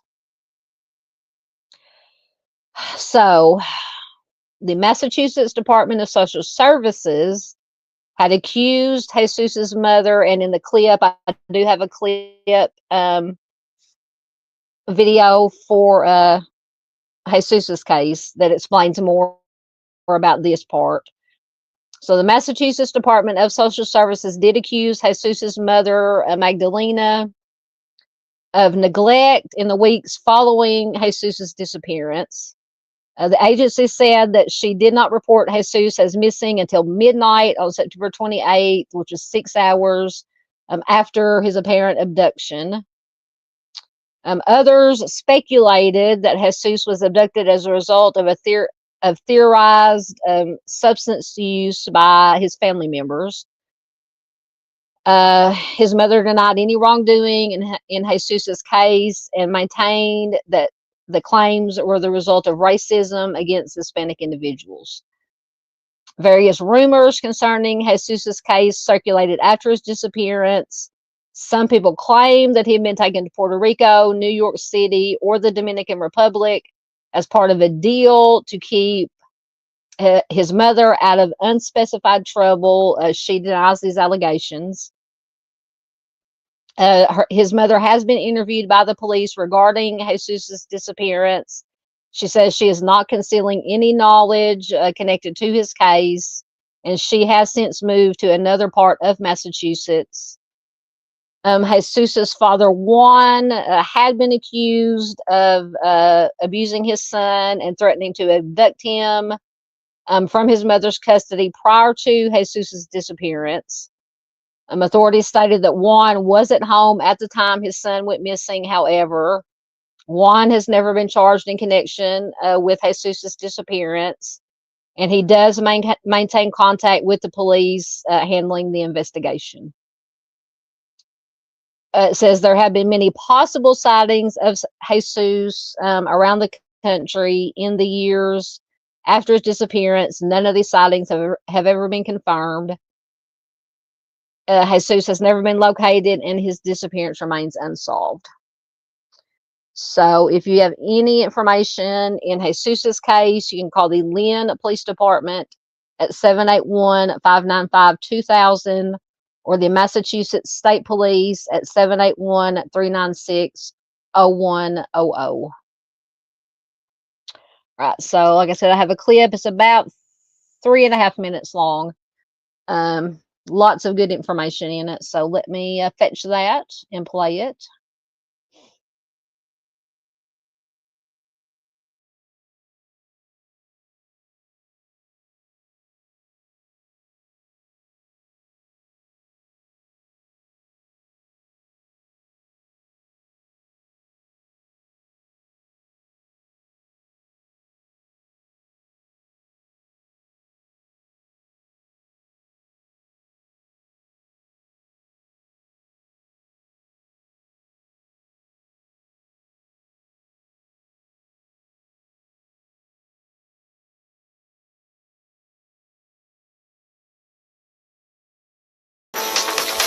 Years ago, a little boy disappeared from the streets of Lynn. The case has stunned all of New England. A quarter of a century later, he's still missing but not forgotten. In tonight's New England's Unsolved, Boston 25 News reporter Bob Ward shows us how investigators are still trying to find Jesus de la Cruz. September 1996, the sudden disappearance of 6-year-old Jesus de la Cruz strikes terror in the city of Lynn, and it leaves Jesus's mother desperate for answers. I want him home. I want my son back.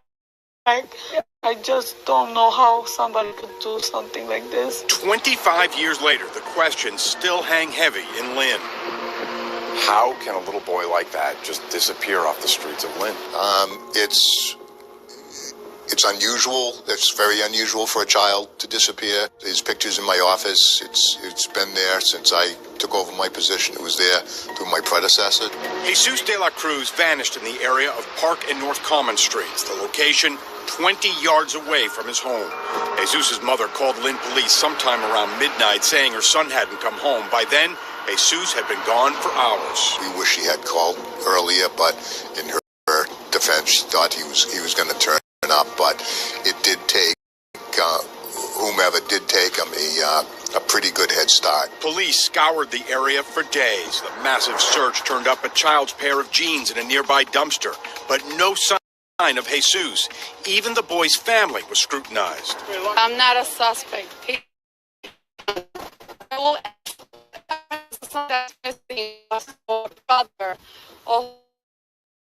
information, they will question you. That doesn't mean you're a suspect. Neighborhood kids saw he was walking away with a man who offered the boy a bicycle. Police ID'd the man as 26-year-old Robert Levesque and searched his apartment and car. They arrested him in an unrelated case. He was charged with Jesus' disappearance.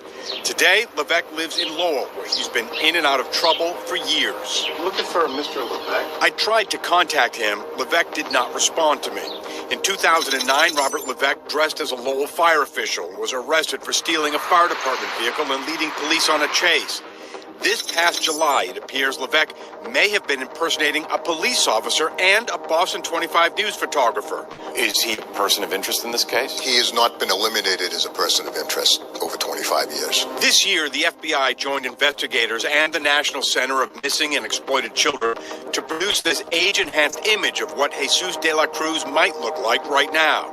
But more than that, investigators are taking a new look at the case, re-interviewing witnesses and using modern forensic techniques on items collected 25 years ago. The search for Jesus de la Cruz is not over. Somebody knows where he is.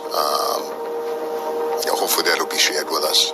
If you have any information about what happened to Jesus de la Cruz, contact Lynn Police at 781-595-2000. You can also contact the Boston FBI. For New England's Unsolved, I'm Bob Ward, Boston 25 News. All right. I hope that at least the audio was good on that. I know the video was probably kind of choppy. I apologize for that. Once again, my farm signal is especially sketchy tonight. But yeah, this Levesque person character, I said in that video clip, he was he stole a fire truck and he was impersonating a police officer. Does not sound like a good dude at all. Let's see what you guys have to say. I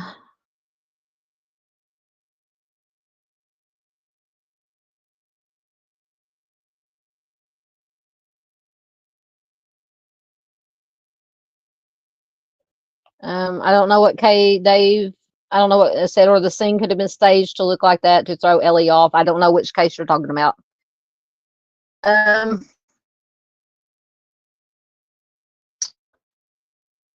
see. Yeah, I thought the same thing. Any wrestling fans, when I was reading the Charlie Project information and listening to this, that Levesque, yeah, that's what I thought it was, Triple H, whose real name is Paul Levesque, spelled the same way as this character Levesque in this too. But yeah, I thought about that too. That's what came to my mind. Yep, as Paula says, start your motorists or your get your red flags ready. Absolutely. Oh, apparently Charles is a wrestling fan too. He said he thought of Triple H too. I know. That's all I could think about when every time they would say Levesque. I'm like, it's Triple H. Whatever reason he can. Because I think Triple H, well, I don't know.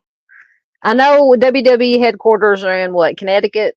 I don't know. I don't remember what part of the country or where Triple H is from originally. Yeah, Tomboy said the same thing. Wonder if any relation. Triple H is from the Massachusetts area. So that's very interesting. Very interesting. I'll have to look and see if Triple H has any siblings. Because I think that would probably be something he'd want to, keep under wraps. Oh, okay. So I think that was the last one. Yeah, that was the last one we had for tonight. Really? Triple H Charles says for sure. So you are a wrestling fan? Yeah, another wrestling fan. Coach Kev and Frank are doing wrestling homicides soon too. Really? Oh, I'm definitely gonna have to check that out. Yes, that is a whole. I might have to start doing some of those just for on the late night live stream or one of our Friday True Crime After Darks, because there is a lot of shady stuff, a lot of homicides in the wrestling realm, in real life, yeah, so we might have to do that since we do seem to have some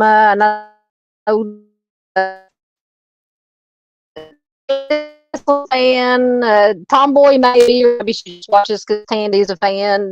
Charles said he's a wrestling fan. I think some others regulars have mentioned that they watch wrestling or wrestling fans.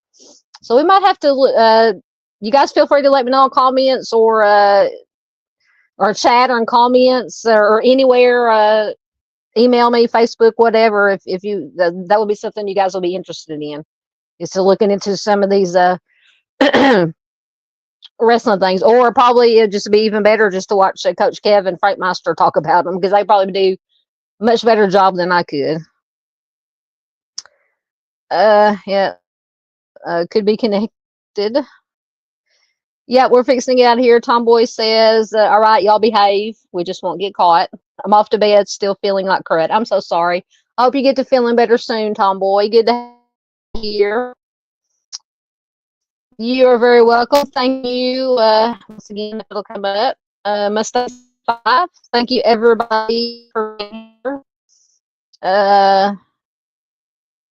Miss Barb says, oh my goodness, a lot of jealousy. Yeah. Mustang's a wrestling fan. Says Randy Orton. Is he still wrestling? I'm Randy Orton, because he was Cowboy Bob Orton's son, right? Mustang says Randy Orton is my fave, or the Gravedigger. See, I like the old. I haven't watched wrestling so long recently that there's probably not any left that I really know from back in the day, because I watched it back in the 80s, and then like in the the late 90s, early 2000s, the Attitude Era with WCW and WWE going head to head. To me, that was the best time. Very good entertainment. But I always loved, God, so many names: The Rock, The Undertaker, DX, Kevin Nash, Scott Hall, NWO. I mean, then going back to Jake the Snake Roberts. We would be here all night if I started talking about talking about wrestling. We might have to have a wrestling live stream one night. Talk about some wrestling, look into some cases. And if you ever want to, what is it called? Dark Side of the Ring. I think you can find it on YouTube. Most of the episodes are on YouTube. It's through like Vice TV. The Dark Side of the Ring. I think I've watched I don't know how many seasons they have now. I think I've watched every episode of Dark Side of the Ring. Very, very interesting. Are you talking about Jesus' case? Dave said this reporter is awesome. I'm hoping to have him on a live stream, on a live at some point. Excellent. You talking about the one in the clip we showed, Dave? That will be fantastic. Yeah. Mustang says I haven't watched in years. They bitch too much now. Yeah, like I said, after the Attitude Era ended, we watched it for a little bit past that, but then we kind of just slowly just turned into something completely different. I mean, because the world today, I'm not saying it's wrong or right, but the world today, they definitely could not get away with the things they did in the Attitude Era. That wouldn't fly today, you know. But every once in a while, if I'm flipping through and wrestling's on, I'll watch, I'll watch a minute or two of it just to see, like I said, if I recognize anybody. But anyway, all right. So I think we're going to get out of here. Thank you, everybody who was here in chat. I appreciate each and every one of you. Uh-oh. Mr. Steve sneaks in at the last minute. Someone said wrestling 3 times and I'm here. Is that what it takes to get you here? I'm going to have to remember that. Just say wrestling 3 times and Mr. Steve will magically appear. How you doing, Mr. Steve? We are glad to see you. We'll stay on here a little bit longer. What you been up to, Mr. Steve? I know you were traveling back from Georgia to Florida. I hope you made it safely. Being as you're in chat, you must be all right. Unless it's a ghost, Mr. Steve. Maybe if you say wrestling 3 times, the ghost of Mr. Steve pops in. Oh, goodness. Always good to see Mr. Steve. We love Mr. Steve. Okay, I saw... oh, okay. For Sandra's case, let me see if I can get back. Oh, the reporter for hers. Okay. Yeah, definitely let us know. Yes, I would love to see if you could get that reporter, because that was an excellent clip. An excellent report. Absolutely. Excellent. Yeah. we're gonna have to have a wrestling live stream. Yeah, it's like I said, I mean, I could probably do a month or more of wrestling, true crime wrestling cases. It's just unbelievable. Yeah. So yeah, good to see Mr. Steve. And now Mr. Steve has gone silent. So like I said, for anybody, oh, there he is. Mr. Steve says, I'm in Florida for a couple of weeks, making plans to start 2025 trips into the Midwest soon. Excellent. Excellent. Boots on the ground, doing the good work, doing the Lord's work. Absolutely. Yes, we could also do, Paula says NFL cases. Yes, we could also do NFL cases. Aaron Hernandez case, first one that comes to my mind. Sorry, I tried not to cough into, I couldn't mute it fast enough. I try not to cough into the mic there. Yeah, you could, there's been some NFL true crime cases too, most definitely. Yes, absolutely. Safe travels for Mr. Steve. Wonder Mr. Steve, how many cases you got going? I'm sure you'll be doing logging them miles again this year when the weather just finally decides to cooperate.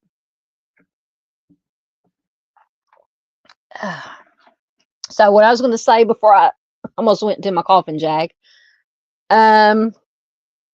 next Monday will be a pre-recorded video. It won't be live because, as I said, I will be at that time we'll be in Louisiana, and we're going with Little Rock Tours. Me and my mom, my aunt, one of her friends, and my brother. We're going down. We usually go to Shreveport, Bossier City, but we're going somewhere else, and I cannot right now remember where we're going. So we'll be leaving next Monday, and we'll be back sometime Wednesday, probably Wednesday evening. So I will be doing I will pre-record a video instead of a live stream for next Monday, and it will be available probably around 9 a.m. Central Time Monday. And we're not gonna do a state because I like to do those live. But I've put together, I think, 5 people that have been missing for 5 years as of March. So I'll have that up for you Monday in lieu of the live stream. What else? I have some videos. Chris sent me, I don't know if Chris is still here. He sent me a name, some information on a missing person that I did record a video for. I'll probably upload it Wednesday. And then I'll probably have a video or a video Friday. Maybe might try if I can work it in. Maybe one more live stream this week since I won't be going live Monday. Maybe Wednesday or Thursday to talk about whatever. And then next week I have some pre-recorded videos that I will schedule to come up for next week when I'm gone. Like I said, the missing person Monday video for Monday, and then maybe one for Wednesday.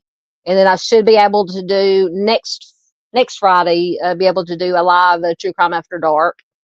Maybe we can talk about wrestling true crime or NFL true crime. Yes, that is another one. Talking about NFL true crime, Ray Cruz. Yeah, there are unfortunately lots of true crime in NFL too. So we might do that if you guys are up for it next Friday for our True Crime After Dark. Oh, there's Sunday Doodles. Hey, Sunday Doodles. Good to see you. Good to see you. Thanks for stopping in. All right, Mr. Steve says he has I have 4 or 5 cases with family meetings on first trip, meeting with Ellie and prosecutors regarding a couple of those. Excellent. You will be in our thoughts and prayers and sending you good vibes and safe travels and good luck to get some good things going with whatever cases that you are working on. Thank you, Miss Barb. There is Mr. Steve's link. Thank you so much. Absolutely. Mustang says, Mr. Steve, good luck. Miss Paula says New Hampshire cases. Yeah, whatever. We will be doing New Hampshire cases because obviously New Hampshire's on the East Coast. So that will be, I can't remember. So this is Massachusetts. So whatever city that the Charlie Project deems is next in alphabetical order on the East Coast or Eastern state cases, it will be what we do next live, which will be a week from Monday. So yeah, we're definitely going to get to New Hampshire. Absolutely. Mr. Steve says, I won't be doing 40,000 miles this year. I'm too old. Oh my goodness. I see. And I have never been, even when I was younger, a good rider, traveler. I hate sitting and riding in the car for long periods of time. I mean, back when we used to go, and this has been 20, 25 years ago, we're about an hour and a half, 2 hours from Memphis. And I mean, it was a chore for me to ride that long in a car just from where I live to Memphis. So I can't imagine just hours upon hours of just driving and riding in a vehicle. God bless you, Mr. Steve. God bless you. Thank you. Miss Barb has got Dave out on the prowl. His link in. Please do check him out.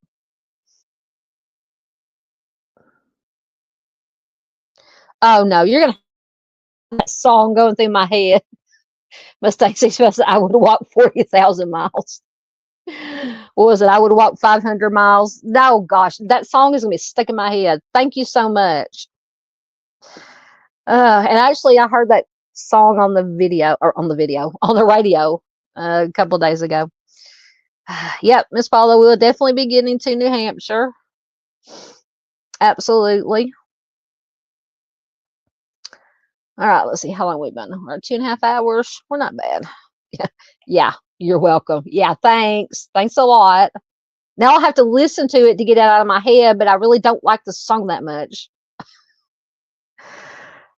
Because when that song came out, I was working at the local pizza place in the next town over.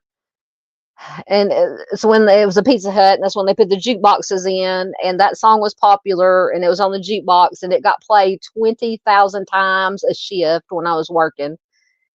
And then some of my fellow employees that worked there sang along that, oh my God, that annoying part. Oh goodness. So anyway, bringing back memories. Oh goodness. That's all right. All right. Does anybody have anything else? Yes, that's the only come up. As I said, that's what I have to do to get a song out of I know I have to listen to the song, whether I like it or not. I have to listen to the song to get it out of my head. Mr. Steve says, not complaining, but some of those days were 18 to 20 hours straight driving.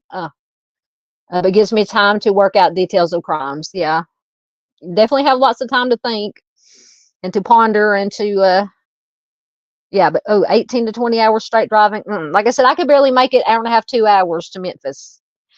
And nowadays I could barely make it like 30 minutes when we go to North Little Rock, and it's only like 30 minutes. And by the time we get there, I'm like, I need to get out of this vehicle. And don't even get me started on the one time, once again, probably about 15, 20 years ago, me and the family took a trip. It was when my oldest niece and nephew were young. We took a trip to Florida, down to Destin, Fort Walton. And we went in 2 cars. So we put one kid in one car and one kid in the other car because we didn't want both of them in the same car. So I don't know what was worse, because at the time, my niece, bless her heart, and I love both of them to death, My niece was just at that age where talk, question. So you either had that, or depending, you know, or if you were in the other car, you had my nephew who just liked to sit and just make weird noises, just noises. So I don't know what was worse. And I had no earplugs. But I would not give up anything for that trip. We had so much fun, got to spend time with the family, and now they're grown now and have their own kids. It's just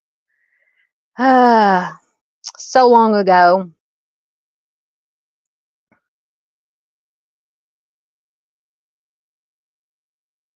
Now, Mustang is I'm in the jailhouse now.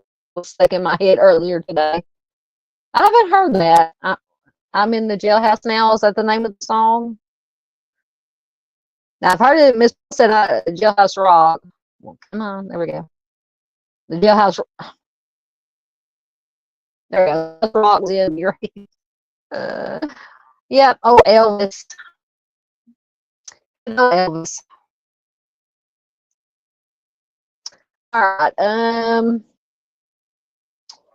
So I think we're going to get out of here. So thanks once again, everybody. Please, once again, hit that like button.